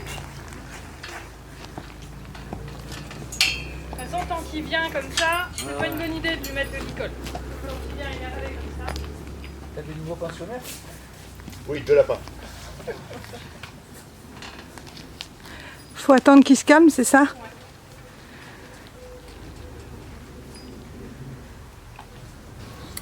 Par contre, ce que je remarque tout de suite, c'est qu'il y a une grosse différence au niveau de son agressivité par rapport au ballon. Donc souvenez-vous ce qu'on a fait en début de vidéo, c'est qu'on lui avait trouvé une autre solution temporaire pour gérer sa frustration. Au lieu de venir mordre, de venir plutôt toucher le ballon ou éventuellement carrément mordre le ballon. On avait vu la veille qu'il était vraiment très très doux au final avec le ballon, il mordait même très doucement, il n'y avait pas d'énervement. Et là je vois qu'il est très agressif avec le ballon. Et d'autant plus quand on lui présente le licol, alors là il y a vraiment une agressivité décuplée. Tout de suite le fils me dit c'est normal, c'est un étalon, il joue, il mord. Pas quand c'est à ce point là, non, là c'est clairement plus du jeu, c'est clairement de la frustration décuplée, il y a un énervement au niveau de cette mise du licol. Je comprends pas trop, je me dis mais tiens qu'est-ce qui se passe, j'avais pas vu ça spécialement la veille, et puis surtout il utilise le ballon vraiment avec beaucoup d'agressivité, ce qui ne faisait pas du tout la veille. Et donc là Michel me dit oui, entre temps on a essayé de refaire un petit peu comme toi avec un ballon, mais c'était avec un ballon en plastique et il n'aimait pas. Alors je ne sais pas ce que ça veut dire il n'aimait pas, est-ce qu'ils ont mal utilisé le ballon, est-ce qu'ils ont renforcé quand il y avait de l'agressivité et que justement ils ont été vraiment le féliciter quand il était agressif avec le ballon. Je ne sais pas ce qui s'est passé, mais en tout cas je vois un cheval qui est vraiment beaucoup plus agressif avec ce ballon. Donc je me dis bon, du coup ça complique un petit peu les choses pour aujourd'hui. Et puis surtout avec le licol, je comprends pas bien pourquoi dès qu'on approche avec le licol, il se met à mordre, à essayer de mordre le licol, à essayer vraiment de mordre en boucle. Là c'est clairement pas du jeu, il y a vraiment un mal-être de la part de ce cheval à ce moment-là. Et voilà, pareil, Michel me dit oui, mais en fait, comme on n'arrivait pas, en fait, apparemment, quand ce cheval est arrivé, il y a pas très longtemps, du coup, il n'arrivait pas à lui mettre le licol, à lui mettre le mort. Il refusait complètement. Et donc, ce qu'ils ont fait, c'est en fait lui apprendre, le renforcer quand il venait jouer avec le licol, quand il venait mordre un petit peu le licol. Et donc, ils lui ont appris à plonger la tête dans le licol, mais en mordant. Et donc, il a associé cette mise du licol, cette mise du mort, avec un moment où on mord, où on décharge de l'agressivité. Ils ont récompensé en fait un moment où le cheval était en tension, était vraiment en inconfort. Et donc le fait de renforcer ça au moment de la mise du licol, ça ne fait que décupler après les problèmes. Le cheval a énormément de tension à décharger sur ce ballon. Donc du coup, en plus de continuer à dégager cette frustration un petit peu sur le ballon, il faut vraiment que je remette un cadre. En fait, ce cheval, globalement, on le verra tout au cours de cette deuxième séance, il n'a aucun cadre à pied, rien du tout. Voilà, il a aucune limite, il ne sait pas jusqu'où il peut aller, il a beaucoup de non, pas beaucoup de oui. Globalement, il ne sait pas du tout ce qu'il doit faire. Et donc là, au moment de la mise au licol, c'est pareil, c'est le bordel total. Donc là, ce que je vais faire, c'est de nouveau mettre beaucoup de calme. Ça va prendre un petit peu de temps, du coup, de nouveau, je me presse pas. Et là, malheureusement, comme je prends pas mal de temps, le père, il commence à trouver que c'est un petit peu long juste pour mettre un licol. Pour eux, c'est pas tellement un problème que le cheval mord. Bon, faut un petit peu éviter les morsures. Bon, voilà, c'est un étalon, c'est normal, ça. Cette phrase, on l'a beaucoup entendue, un étalon, c'est normal qu'il morde. Non. Les ongles et les étalons, d'autant plus, vont avoir tendance à utiliser un petit peu plus leur bouche, mais de nouveau, ça se cadre, ça s'apprend. J'ai connu des étalons qui étaient très bien éduqués, qui avaient des limites claires, qui n'étaient pas du tout dans la morsure avec l'humain. Et de nouveau, voilà, ils ne recherchent pas du tout à reproduire ce qu'ils font avec les autres chevaux, je le répète encore, parce que là on a vu avec ce cheval un petit peu plus tard dans la journée, il y avait un autre cheval hongre dans son box, et clairement il l'a attaqué, il l'a mordu, il avait vraiment dans l'idée de pratiquement de le tuer, quoi. Il s'est vraiment jeté sur lui, et donc voilà, on voit clairement qu'avec nous il n'y a pas du tout cette attitude-là. Même qu'on ne met pas de limite, même qu'on n'est pas clair, il y a quand même cette envie d'avoir un langage commun, d'essayer de se comprendre, sans être non plus dans la peur de l'humain. Et donc du coup, là au paddock, je remets un cadre clair, je le renforce quand il a la tête parallèle à moi, dans le calme, qu'il n'essaye pas de mordre. Et à chaque fois, voilà, je mets beaucoup de calme, je souffle, je lui replace la tête au bon endroit, je le félicite quand il a la tête dans le calme, parallèle à moi. Et de nouveau, je ne mets pas de claque, je ne m'énerve pas quand il commence à venir mordre. Quand je sens que la tension monte beaucoup, hop, je lui représente le ballon. Et sinon, voilà, je lui repropose la tête parallèle à moi, le calme. Et je renforce beaucoup ce moment-là. Petit à petit, je commence à approcher de l'icône. On voit que dès que j'approche de l'icône de sa bouche, il a envie de l'attraper, il a envie de mordre. L'énervement remonte. C'est pas tellement le fait qu'il morde le licol. Je sais, comme je vous disais tout à l'heure, les mâles ont tendance à jouer un petit peu plus avec leur bouche à mordiller, etc. Mais le problème, c'est qu'il le fasse énerver. C'est comme à Bantos, quand il chipote un petit peu, qu'il mordit ce qu'il y a autour de lui, ça va. Par contre, quand je sens qu'il commence à y avoir une frustration, un énervement derrière, là, ça va plus. Là, il faut que j'intervienne.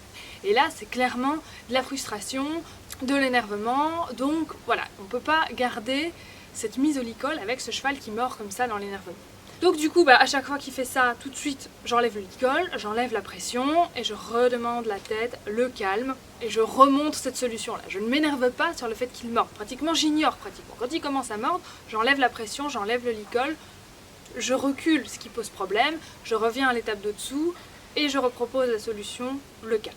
Et donc on fait ça plusieurs fois, c'est un petit peu long, mais à la fin on y arrive, vous voyez, il y a une petite réaction au niveau de la laine supérieure, mais c'est déjà bien pour une première fois. Je voulais pas non plus complètement saouler le cheval avec ça et passer 1 heure avec son placement de tête. Je voulais déjà avoir une amélioration qui est au final vraiment nette. On a un cheval où on peut mettre le licol, ensuite je chipote avec la boucle, etc. au-dessus de sa tête, et il reste dans le calme, alors que ça aussi c'était un problème. Quand après il commence à essayer de l'arnacher, d'attacher les boucles, il bouge, il gigote, il mord, voilà, c'est que de la tension qui ne fait que s'accumuler. Donc là ça se passe pas trop mal, je suis assez contente, on a un progrès à ce niveau-là, et donc voilà, je dis au fils, au père, il faut continuer là-dedans, il faut absolument plus mettre le licol quand il mord, il faut prendre le temps de renforcer quand il est dans le calme. Dès que l'étalon a commencé à voir que moi je lui mettais un cadre et que je lui disais je veux ta tête comme ça et je renforce dans ce sens là, il s'est dit bouf, c'est un peu chiant quand même. Et donc on sentait, hop, on le voit plusieurs fois sur la caméra, il retourne vers le fils parce que le fils, on voit tout de suite, il lui donne ses mains et il l'autorise à jouer, il l'autorise à mordiller, à jouer un petit peu avec les mains comme ça. Et donc du coup, l'étalon ça lui plaît parce que là-bas avec le fils, il n'y a pas trop de cadre, il fait ce qu'il veut. Puis avec moi, il y avait un cadre. Donc clairement, il disait, je retourne là-bas parce que là-bas c'est confortable. Et donc voilà, donc ça c'était assez drôle à voir. Et donc moi, en effet, pour le moment, c'était pas confortable parce que je lui demandais quelque chose qu'il n'avait pas l'habitude de faire. Et de nouveau, le but, c'est qu'au fil de ce travail, cette chose que je lui demande, ce cadre que je lui demande, finissent par devenir confortable pour lui. La première séance, les premières étapes où on demande comme ça au cheval de rester calme, il voit pas forcément tout de suite que c'est bien pour lui, il aime bien rester dans son habitude, dans ce réflexe. L'étape de transition, le moment de transition où il va falloir passer de ce réflexe à un autre réflexe, à une autre habitude, c'est toujours un petit peu moins confortable. Donc on essaie toujours de mettre le cheval dans le confort, c'est pour ça que je travaille beaucoup avec le calme, beaucoup avec le renforcement, mais voilà, il y a quand même cette étape où forcément c'est pas du fun, c'est comme tout apprentissage, il y a un moment où il faut un petit peu se concentrer, un petit peu se mettre dedans. Et donc là on voit clairement, il me dit plusieurs fois, je préfère quand j'ai pas de cadre avec mon propriétaire là-bas.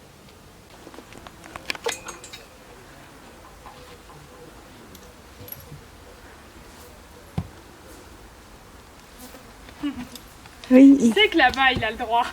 Ah, c'est ça. Il sait que là-bas il peut jouer avec sa bouche. Je retourne là-bas. Ça, c'est bien. Par contre, la limite, il comprend bien. Hein, dès que tu mets ta main. Après, c'est les entiers, ils ont besoin aussi de. Non. C'est pour ça qu'il faut lui proposer, tu vois. Et ça le frustre, le fait que tu lui refuses, c'est ça? Oui. Du coup, il vient vers moi. Du coup, il en va. Ah oui, oui, mais bon. Caprice. Ok. Il a bien compris quand même. Hein, Oui, il a bien compris qu'avec moi, ça le tue. Voilà. Non, c'était presque. Là. Là. Oui. Là. Non. Oui. Non. Oui. Très bien. Voilà. Ça, c'est bien. Pas encore parfait, mais on n'aura pas parfait aujourd'hui. Et il faut vraiment renforcer par le calme et avec la voix quand il prend comme ça calmement. Et pas mettre le licol à la va-vite s'il mord. Ouais. Chaque fois qu'on va lui approcher un truc, il peut dégager là-dessus s'il veut. Ça, il peut mordre, mais pas les outils et pas l'humain. Il peut jouer, il peut dégager sa frustration, mais pas sur l'humain. Parce que ça va devenir dangereux, puis c'est pas bon pour lui non plus. Du coup, les limites sont pas claires. Parce que des fois c'est oui, et puis des fois il se prend une tarte, donc il sait pas. Et tu vois, t'as pas besoin de lui foutre une tarte, juste lui mettre la limite claire et lui expliquer. Là, il sait pas en fait où est la limite, il sait pas jusqu'où il peut aller. Et simplement, si t'es à chaque fois clair que la tête c'est là et qu'elle bouge pas, et que tu renforces comme ça, il va la garder comme ça. Donc après ça, je redonne le cheval, les talons à son propriétaire au fils, et je veux voir comment ça se passe quand il marche avec lui, quand il l'amène du paddock à la carrière. J'avais demandé cette fois-ci à mettre le licol, vu que la dernière fois j'avais accepté de garder le mort, voir un peu, et j'avais vu que le cheval était capable vraiment d'être dans le calme, d'être dans la légèreté quand on avait la bonne attitude. Donc je me suis dit, on va probablement pas trop le pousser à la faute avec le licol, on va pouvoir aller un petit peu plus loin. Bon, c'est ce que je pensais. Je vois la descente avec le fils qui m'avait dit qu'apparemment il n'y avait pas de problème, qu'avec le fils ça se passait bien. Littéralement, il fait du ski nautique derrière le cheval. Donc le cheval il va à gauche, il va à droite, il va aller voir les juments, il va aller voir les autres chevaux, il va renifler les crottins. Normal, voilà, c'est un étalon. L'interaction avec les autres chevaux, le fait de renifler les crottins, c'est encore plus important. Oh là oui. Ça c'est la porte, le bruit dans le dos ou pas? Non, je crois que c'est les chevaux là-bas. Ah oui, d'accord.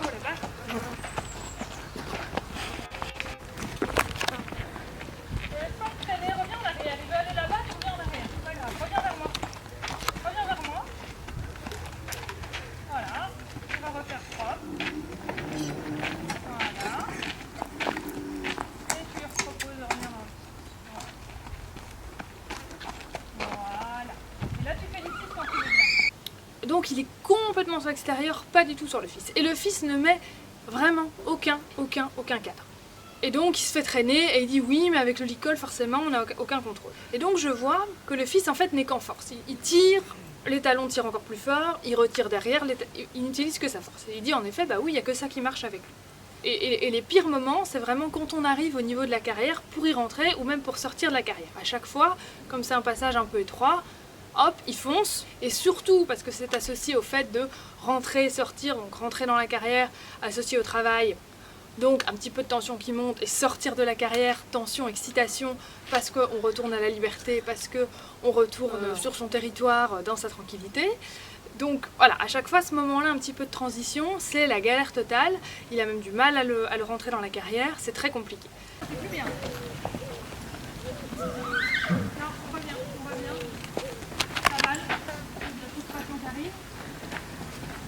Voilà, là tu félicites, là c'est bien. Voilà. Allez, on y va. Voilà, la balle tout de suite. Voilà. Voilà, c'est bon. Voilà.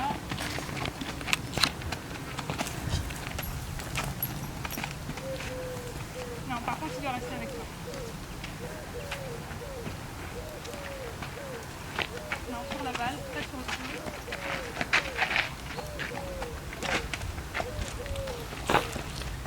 Tu vois, là, tu lui envoies la balle dans le dessus, tu l'amènes. Là, il a plus besoin, tu vois.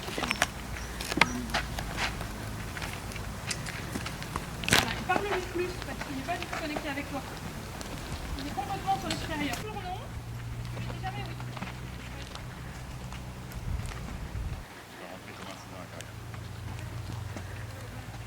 Alors fais un arrêt en fait.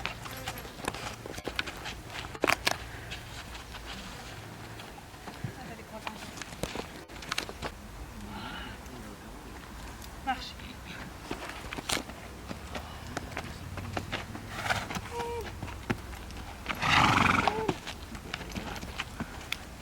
T'as qu'une main surtout. Faut lui faire réviser l'arrêt. Hein.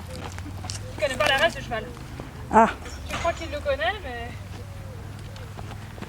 du coup, je lui dis, bah, je vais le prendre. Je veux voir un petit peu ce qui se passe exactement. Je vois en effet un cheval qui est vraiment complètement lourd, qui force sur le licol, qui s'appuie et qui n'est pas du tout connecté. De nouveau, on n'a pas le regard. Donc, du coup, ça sert à rien de pousser le cheval à la faute. Je le prends en carrière, je lui redemande de se connecter, je lui redemande le regard. Je travaille avec le vient, refais un petit rappel de ce qu'on a fait hier, marcher, s'arrêter avec moi, en synchronisation dans le calme. Ça revient très très vite. Dans la carrière, ça va bien. Bah.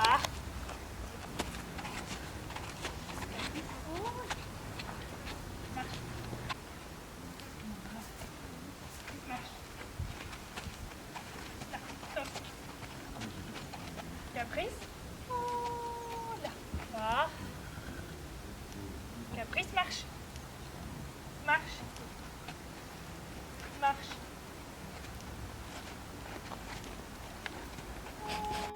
Va.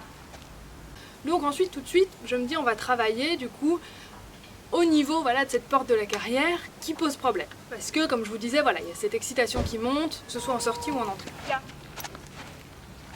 On va le refaire celui-là. Viens. Viens. Vite, viens. Là. Et donc là, je vois assez vite en fait, il a un peu du mal, il est sur l'extérieur, mais je rappelle toujours son regard et puis surtout, j'encourage beaucoup. De nouveau parce qu'on voit le fils, il dit non, il râle, il s'énerve quand le cheval tire, mais quand le cheval était bien, d'ailleurs je lui dis plusieurs fois, mais là il est bien, il est détendu sur sa corde, il est à côté de toi, il faut que tu renforces, il faut que tu félicites. À aucun moment il dit quelque chose. Il est surtout saoulé de se faire traîner, mais quand le cheval est bien, il dit rien. Il dit rien et il continue dans cette attitude d'être un peu saoulé par ce que le cheval a fait avant. Donc du coup, le cheval n'a aucune envie.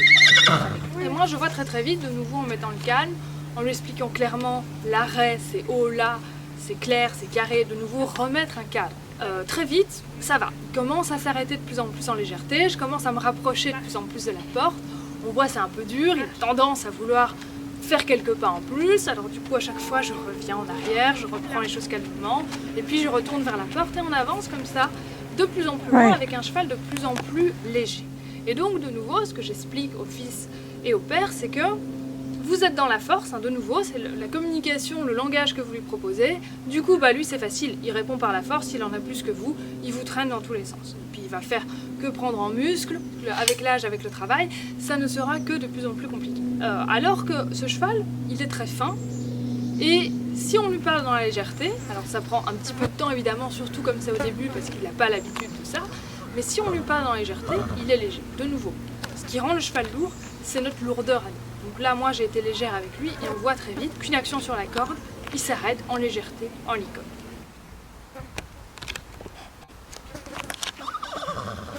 Et donc là, je demande au fils de refaire ça déjà en carrière pour avoir cette légèreté, et on voit qu'au niveau savoir-être, c'est vraiment très très très compliqué. Le père était beaucoup mieux pratiquement à la veille à pied, au moins il y avait une présence. Il avait trop d'énergie, il y avait une présence. Le fils n'a pas de présence. En fait, il subit un petit peu, il a du mal à regarder son cheval, du coup il a du mal à comprendre qu'il doit capter le regard de son cheval. Quand je lui disais, propose-lui de venir, attire son regard vers lui, va le chercher, je sentais qu'il n'en voyait pas l'utilité, et qu'il était vraiment à milieu de comprendre cette connexion, cette utilité de la connexion, et du coup il le demandait sans envie au cheval, et il avait beaucoup de mal du coup à avoir ce regard. Ils n'ont vraiment aucune connexion. Que le père la veille avait trop d'énergie, mais il y avait possibilité quand même d'obtenir une connexion. Ici avec le fils, il n'y a vraiment pas du tout de connexion, quelle qu'elle soit, entre eux. En arrière, on va bien t'ancrer dans le sol, et s'il ne répond pas, tu prends de la langue. Plus loin, tu vois. Et avant d'aller à la difficulté là où il a du mal, marche déjà en carrière, pour que toi ce sera plus propre. Et alors avant de demander le marche ou l'arrêt, il faut toujours que tu aies son regard vers toi, et le pli vers toi. Tu vois ce que je faisais, que je disais bien. Je lui demande le regard et l'attention pour moi. Il n'a pas l'attention forcément à tirer, ça veut dire qu'il a la tête ailleurs, il a envie de... C'est comme si tu étais à cheval, mais au bout de la route, ton cheval ressent ton corps. J'avais la tête complètement. Bien. Là tu vas déjà reprendre un peu bien. Avec la main.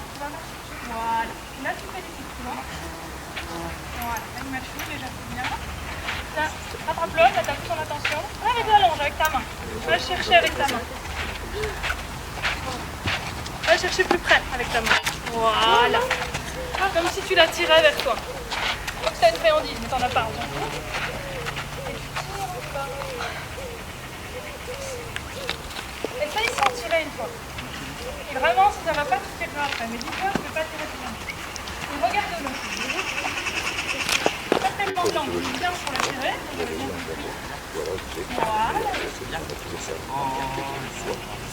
C'est trop mélangé, tu vois. C'est bien, oh là, marche, machin. Voilà. Super.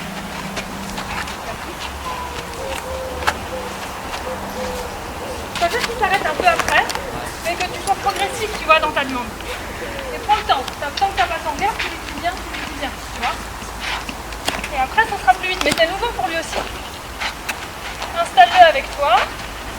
Et il est déjà complètement derrière. Bien.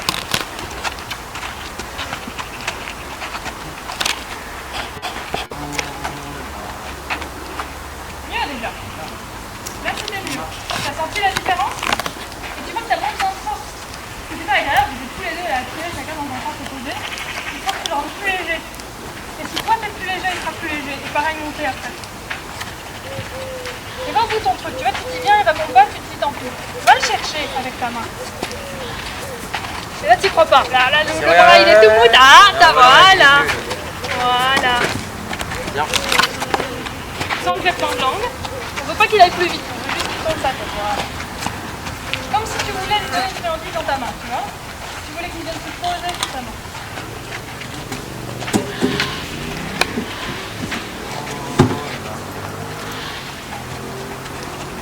Tu n'as pas cru. Surtout que tu te disais à ce moment-là, Michel bouge les barres, il va regarder ça. Et le cheval l'a regardé aussi, tu avais ça dans la tête, le cheval aussi. Non? C'est parce que tu avais ça dans la tête. Allez, une dernière fois, tu te concentres bien, tu fais une fois propre. Allez, marche. Et là, il est tout calme, il est bien.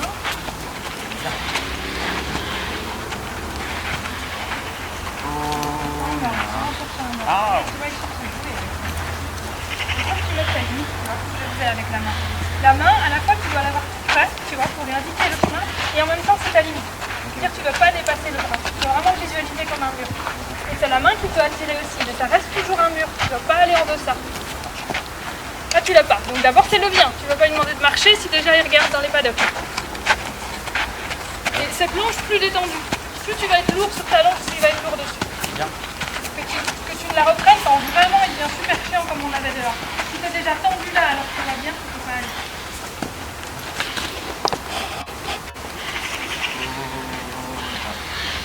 Mieux, la règle est mieux. Par contre, il faudra travailler au niveau du bien encore. Ouais. Ta limite, ton bras, ça doit vraiment être un mur. Ça ne doit pas être un truc permissif, on joue avec, tu vois, ça doit vraiment être le mur. C'est ta limite et ton col en même temps. Tu vois, parce que j'avais toujours la main moi, à côté pour lui montrer où on va, pour lui montrer la règle, tu vois. Bon, on va pas se monter, on va pas rester qu'on se monte, mais ça, franchement, c'est important. Ça paraît tout être grâce à lui, j'arrive à passer au-dessus de mes peurs. Donc ça, c'est quelque chose aussi qu'il faut se dire, je peux me reposer sur lui. Là, moi, je vais en cheval, tant que tout va bien et que c'est sur toi, dès qu'il a envie de faire autre chose, ça n'a rien à voir. Et ça peut pas aller non plus monter sur le parcours. Parce que le jour où il dit aujourd'hui, j'ai pas envie de sauter, ça va pas faire. Un cheval, il est pourra pas. Oui, parce que t'es dessus. Voilà. Mais, voilà, parce que t'es dessus jusqu'au jour où il se dira, c'est comme ça que je peux faire ce que je veux. C'est ça qu'on m'a montré là.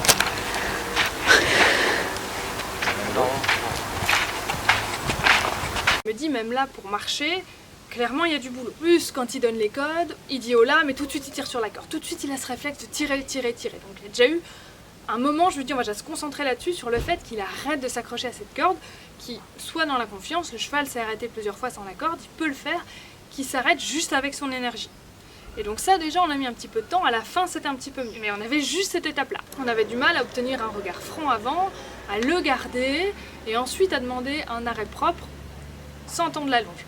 C'est-à-dire qu'il avait tendance à précipiter toutes les étapes. Il lui dit viens, hop, il a même pas le regard, il dit déjà oh là, il tire sur la corde. Au lieu de bien décomposer, je lui dis prends ton temps, demande-lui le regard. Une fois que tu l'as, tu lui dis de marcher, tu t'installes dans la marche, tu veilles à garder ton regard. Une fois que tu sens que ton cheval est bien connecté avec toi, tu lui proposes le oh là, d'abord avec ton énergie, tu mets le code vocal et ensuite, si vraiment ça va pas, tu reprends ta longe. Voilà, tout ça était un petit peu brouillé, donc on a travaillé pas mal là-dessus. Et puis surtout, ce que je vois très vite, c'est que le cheval a tendance un petit peu de nouveau à retourner dans le fait de mordi, etc. Pourquoi? Parce que le fils n'a aucune présence, comme je vous disais, à côté de lui. Il a quelqu'un qui ne sent pas sûr de lui, c'est pas que le fils n'est pas sûr de lui, mais le cheval l'interprète comme ça, parce que le fils comprend pas très bien ce qu'il fait, ça ne l'intéresse pas plus que ça, il n'a pas trop envie de s'investir là-dedans, il le fait, mais on sent que ça lui parle pas. Et donc du coup ça ne parle pas non plus au cheval, et le cheval retombe un petit peu dans cette frustration. Et donc, moi je lui dis ce qui est important, parce que je vois qu'il a tendance à se faire mordre quand même pas mal, c'est de mettre le 4, parce que tu lui donnes des claques quand il mord, mais ça c'est trop tard. Tu le punis, tu lui dis non, tu ne proposes rien d'autre, et puis surtout il se dit ok, mais alors je dois m'arrêter où? Je dois m'arrêter à ça du bras, à ça du bras, à ça du bras, jusqu'où je peux aller, parce que des fois quand il mordit il lui dit rien, et puis alors des fois quand il mord plus fort là il lui dit. C'est pas clair pour le cheval, il n'y a aucun cadre, donc je lui dis il faut que tu utilises ton bras comme barrière, comme limite pour lui dire jusqu'où il peut aller, mais la limite il faut que tu l'installes avant. Si tu mets pas de limite, qu'il te mord et que tu dis non, au final tu peux pas tellement lui en vouloir au cheval, tu lui as pas expliqué, tu lui as pas dit. Entre eux ils font ça. Voilà, lui, il sait pas que nous, on est fragile, que se faire mordre, c'est compliqué pour nous. Voilà, il y a des chevaux qui le pressentent un petit peu, tous ne le pressentent pas forcément. Et puis surtout, si on commence à laisser faire comme ça, après le cheval va aller de plus en plus loin, ça c'est normal, c'est comme un gamin. Il faut installer la limite avant, pour lui expliquer, voilà, tu peux aller jusque là avec moi, mais au-delà je ne veux pas. Voilà, c'est comme avec les gens, c'est comme dans n'importe quelle relation, il faut communiquer, il faut dire avant jusqu'où on veut bien aller, et jusqu'où on ne veut pas aller. Il faut être clair avec soi-même pour pouvoir ensuite être clair avec l'autre. Parce que déjà le problème c'est que lui-même n'est pas très clair. Quand je lui dis tu veux qu'il aille jusqu'où? Oh bah oui, il peut jouer un peu, c'est normal, mais pas trop, voilà. Donc là déjà on sent que c'est pas clair dans sa tête, donc comment est-ce que ça peut être clair pour le cheval? Donc du coup je lui dis il faut que tu utilises plus tes bras. Tes bras doivent vraiment être un guide. Moi je sais pas si, moi comme vous avez vu sur les images, je le guide beaucoup avec le bras. Donc quand je lui dis marche, je lui montre la direction. Quand je demande l'arrêt, je ramène un petit peu le bras vers moi, toujours parallèlement et à la même distance de la tête du cheval. Donc si la tête du cheval est là, mon bras va lui dire marche ici à côté, et ensuite hop, je ramène parallèlement pour l'arrêt, voilà, sans trop m'éloigner. Pour le viens, je vais le chercher vraiment au niveau de la bouche et j'attire vraiment sa tête vers moi, j'attire son attention vers moi, et on voit à aucun moment il me mord, et pourtant j'ai toujours ma main au niveau de sa tête. Et pourquoi à aucun moment il me mord alors qu'avec les autres, même quand ils n'ont pas le bras tout près, il essaye de venir choper? Parce que mon bras est à la fois un guide et en même temps une limite. Je me mets toujours à peu près à la même distance. Caprice. Oh là. Là. Caprice, marche. Marche. Marche.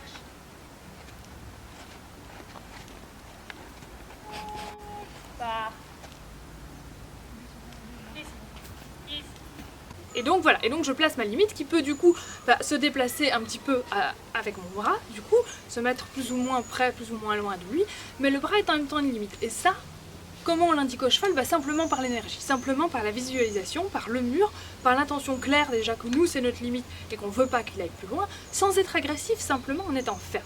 Comme je vous le disais dans la première partie de la vidéo, on est de nouveau dans la fermeté, dans la douceur, comme quand je lui ai indiqué on sort du paddock lors du premier cours qu'il voulait aller vers les autres chevaux et qu'il a commencé à se fâcher, à mettre les oreilles en arrière, j'ai mis ma limite, j'ai mis mon bras, je lui ai dit non, on va parler. Il y avait de la fermeté mais dans la douceur.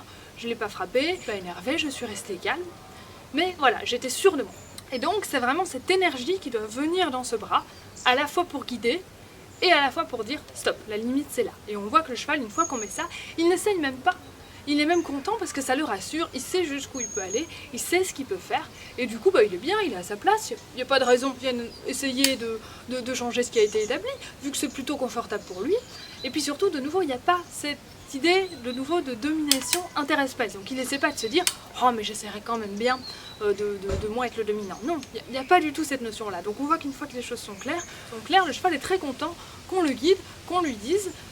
Une fois qu'on a révisé un petit peu voilà, comment marcher, comment mettre son énergie, comment mettre la limite, et ça va vraiment servir en toutes circonstances également pour sortir le cheval en carrière et le rentrer au paddock. Vous avez vu la veille, quand moi voilà, je l'ai remonté, j'avais la longe détendue, quand il y avait des moments il s'énervait un petit peu. hop, je retravaillais, je lui redemandais le calme, et puis après, hop, on y retournait. J'ai pas eu comme ça de moment où il m'a traîné de gauche et de droite. Donc c'est tout à fait possible d'y arriver, et de nouveau là, il y a du travail avec le cheval, bien sûr, mais le plus gros du travail surtout, c'est vraiment avec les propriétaires. Le cheval, il se met très très vite dans la bonne attitude quand il a la bonne attitude en face. C'est pas un cheval traumatisé, c'est pas comme Tekoa qui avait vraiment un problème très ancré et où il fallait vraiment longtemps pour que le cheval s'ouvre. Ici, il a pris quelques réflexes de mordre, etc. Mais on sent qu'il est vraiment dans la bonne volonté et que si on lui propose autre chose, il cherche pas à mordre, il cherche pas à retrouver ce réflexe.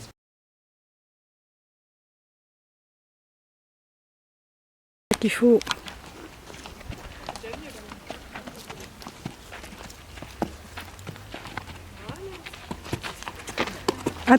Attends, non. Non, pas tape. C'est Tu dois l'installer avant, tu dois toujours avoir ton bras en mur, comme je te disais. comme ça. Taper, après c'est trop tard, ça sert à rien, faut que ce soit avant. Non. Il doit être là avant. Du coup, le fils avait très envie de monter parce que lui, c'est un peu ce qui compte pour lui. Je vous avais dit, c'est l'idée vraiment d'amener ce cheval en compétition jusqu'à 1m30, cheval qui a beaucoup de potentiel, et donc l'idée c'est ça. Et il me dit, bon oui, à pied ça va pas trop, mais c'est pas grave parce que ça va monter. Déjà moi je tique un petit peu là-dessus, j'essaie de lui dire, ça va monter peut-être pour le moment, et pourquoi ça va monter? Parce que tu lui mets un cadre, monter, t'es dessus, tu as tes aides, tu es clair dans ce que tu veux, tu es clair du coup dans ce que tu lui transmets. À pied, bah déjà t'as pas forcément d'objectif, t'as pas forcément d'envie que ça se passe bien, et en plus tu lui mets pas de cadre. Donc du coup, bah, il est complètement dans le flou, c'est pour ça que ça ne va pas. Mais à pied, c'est la base de tout. C'est là que tu vas installer ta relation, ta confiance. Et le problème, c'est que le cheval, ça va bien ici parce qu'il connaît l'environnement. Mais quand tu vas l'amener en concours, qu'il va y avoir du stress, qu'il va y avoir d'autres chevaux, qu'il va y avoir des obstacles peut-être un peu impressionnants, ça va peut-être aller 1 ou 2 fois, mais le jour où il se fera vraiment peur, où il aura vraiment une grosse frayeur, comme il n'y aura pas le lien, il n'y aura pas la confiance, il ne se reposera pas sur toi. Il fera ce qu'il aura envie de faire. Donc il faut vraiment construire ça à pied. Il faut vraiment que tu deviennes son référent en toutes circonstances. Surtout que j'ai vu également à pied, qu'on me disait qu'il avait peur de rien. J'ai vu quand on l'a approché avec le produit anti-mouche, clairement c'était la grosse panique.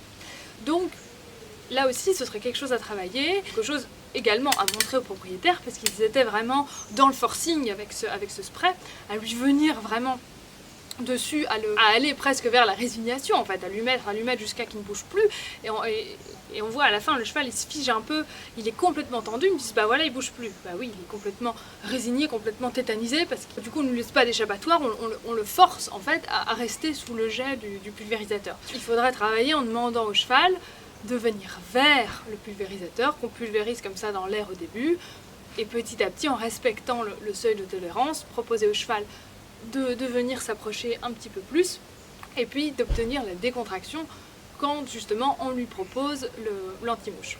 Comme tous les exercices d'habituation, comme quand on vient découvrir un objet qui fait peur, c'est toujours pareil, c'est le cheval qui vient au devant et pas l'objet qui va vers le cheval. Et toujours voilà, retirer le problème, retirer le pulvérisateur quand le cheval se met à stresser et pas au contraire continuer jusqu'à ce qu'il cède. Et donc monter, je vois un cheval qu'en effet qui est pas trop mal. Par contre, je vois voilà, un gros inconfort avec le mort, il est en PSOA, il n'est pas réglé au plus dur, mais le souci c'est que le fils a une main très dure. Il le reconnaît d'ailleurs lui-même. Il dit en effet j'ai une main très dure. Le cheval se défend beaucoup, est en inconfort. Il dit si je le mets en mort simple, j'ai aucun contrôle. Et la main, en fait, sa main n'est pas juste, sa main n'est pas fixe non plus. Et donc je vois que le cheval a une bouche très fine, à mon avis il a une très bonne bouche, je ne suis pas montée dessus. Mais je pense que ça doit être vraiment un cheval qui serait vraiment excellent à monter dans la légèreté. Et le souci c'est qu'en face, de nouveau, il a quelqu'un qui est en force. Donc du coup, bah voilà, on a un cheval qui se défend, on a un cheval dans l'inconfort. De nouveau, les signes ne sont pas toujours très forts, mais des signes qui peuvent justement venir après se décupler et qu'on aurait un cheval pour finir qui soit très compliqué à monter. On voit qu'il a tendance à s'encapuchonner, on voit qu'il salive très fort. Ah, c'est un peu mieux, tu vois. Il a quand même tendance à venir se renfermer. Voilà, là c'est bien, là quand il est comme ça c'est bien. Vraiment, tu sais qu'il se pose sur le mort pour se mettre en deçà, quoi. Ouais. Tu travailles un peu les extensions d'encolure? Un petit peu, bon, je le descends sur le plat, ouais. Mais pas trop. Ça lui ferait du bien, hein. Ah ouais? Ouais. Ouais. Vraiment qu'ils viennent s'enrouler, quoi. Et si tu peux, tu vas essayer quand tu me sens bien de lâcher tes rênes et d'avoir une extension. Là, je ça relâche. va lui faire du bien. Là, je relâche. Voilà, là il est mieux, tu vois, là c'est beaucoup mieux. Moi c'est comme ça qu'il doit l'avoir compris. Voilà, non pas encapuchonné non plus. Continue à jouer, qu'il ne vienne pas trop fermer. Et après tu fais ta transition pour qu'il va vraiment décontracter et vraiment placer bas. Tu baves beaucoup, hein. Ouais. J'ai l'impression que le mort, il bave pas du tout de décontraction là. Il bave d'inconfort. Hein.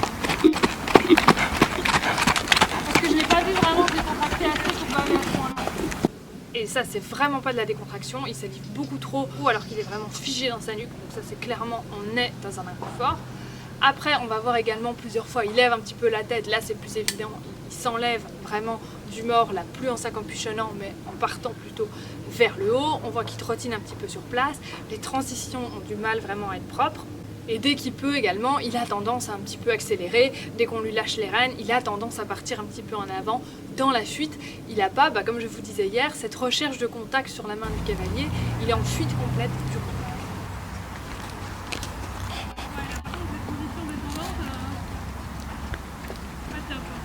C'est toujours ça, position descendante?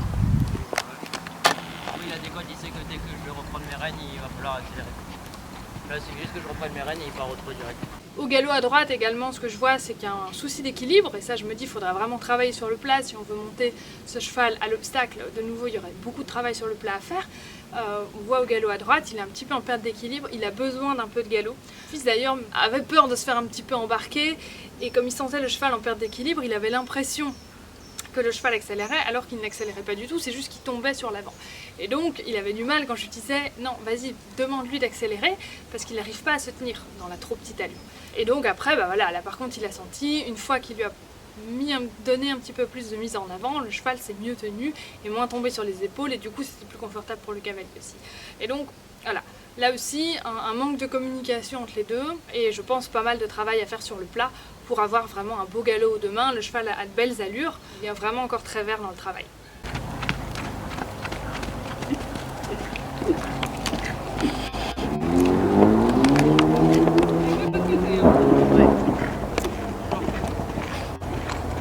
Moins d'équilibre à ce moment-là. Ouais.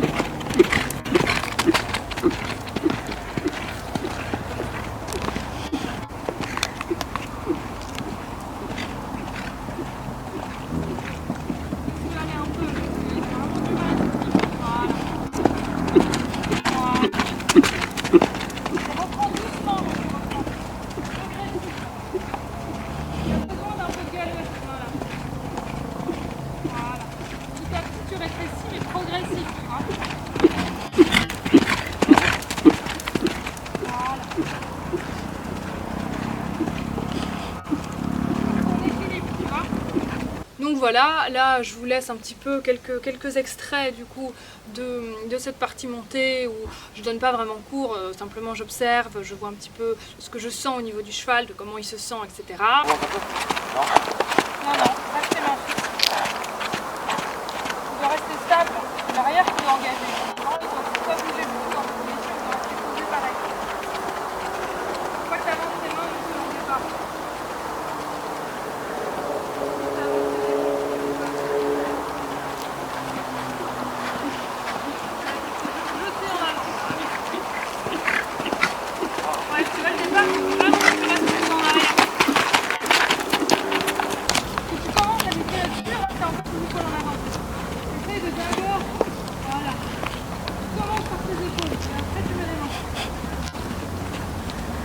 Je ressens quand même pas mal d'inconfort, pas beaucoup d'harmonie encore entre les deux. Je trouve ça dommage parce que voilà, ça pourrait, comme je disais, vraiment déjà s'installer à pied. Et ensuite, faudrait vraiment travailler cette main à cheval et passer sur un mort plus doux. Moi, ce travail, voilà, clairement, j'étais prête à le faire, mais le monter. Le problème, c'est que le fils, il dit le cheval est fait à ma main, je ne veux pas que quelqu'un d'autre le monte. Alors, ce que je peux comprendre, mais le problème c'est que le cheval, il y a quand même pas mal de boulot et ça serait de nouveau plus intelligent que le fils ait une main plus légère. C'est mieux pour le cheval et mieux pour lui aussi. Lui progresse aussi, du coup, dans son équitation. De devoir, du coup, s'adapter à un cheval qui est devenu plus fin, plus léger en bouche. Non, il préfère la solution de facilité, que ce soit le cheval qui s'adapte à lui et qui reste surtout à sa main et que personne ne touche à rien. Donc déjà, quand j'ai entendu ce discours-là, moi je me suis dit, ça vaut pas trop le coup d'aller plus loin. Le plus gros du travail, c'est vraiment avec la mentalité, et avec certaines personnes, c'est très compliqué de faire un travail parce qu'on sait que de toute façon, tout ce qu'on va faire sera retransformé, recassé derrière, parce qu'ils n'ont pas cette vision et pas cette envie d'aller dans le sens du cheval. C'est plutôt dans l'idée voilà, de consommation, de performance, et même si c'est à court terme, et même si le cheval n'est pas confortable, peu importe tant que ça va à peu près en façade. Donc voilà, après le fils n'est pas contre continuer un petit peu quelques cours à pied pour continuer justement à apprendre à marcher, à gérer son énergie à côté du cheval, à faire un petit peu voilà, ce qu'on a fait en début de cette deuxième séance.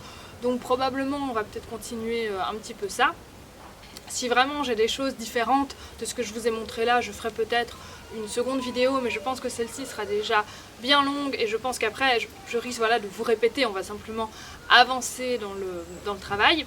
Et de nouveau, voilà, à l'état actuel, je ne sais pas combien de séances on va faire. Moi je reste pas non plus ici une éternité, donc je peux pas non plus de toute façon m'engager à faire un travail vraiment de fond. Si maintenant il me reste 2 semaines, et clairement en 2 semaines on va pas pouvoir avancer de toute façon énormément. Il y a déjà eu, voilà, le peu que vous avez vu là, il y a déjà eu des améliorations au niveau du tu-attends, au niveau de solutions données à la frustration, au niveau du calme et au niveau du fait que bah voilà, quand on apporte la légèreté et le calme au cheval, quand on lui donne un cadre, il sait tout à fait marcher normalement à côté de l'humain. Donc à voir un petit peu jusqu'où on ira, je pense qu'on va simplement consolider ce qui a été fait là, surtout que comme je vous dis, le fils a vraiment des envies de compétition et tout ce qui est travail à pied ne l'intéresse pas plus que ça. J'ai réussi quand même à lui faire comprendre l'importance pour lui, pour le cheval, d'être quand même léger à côté de lui.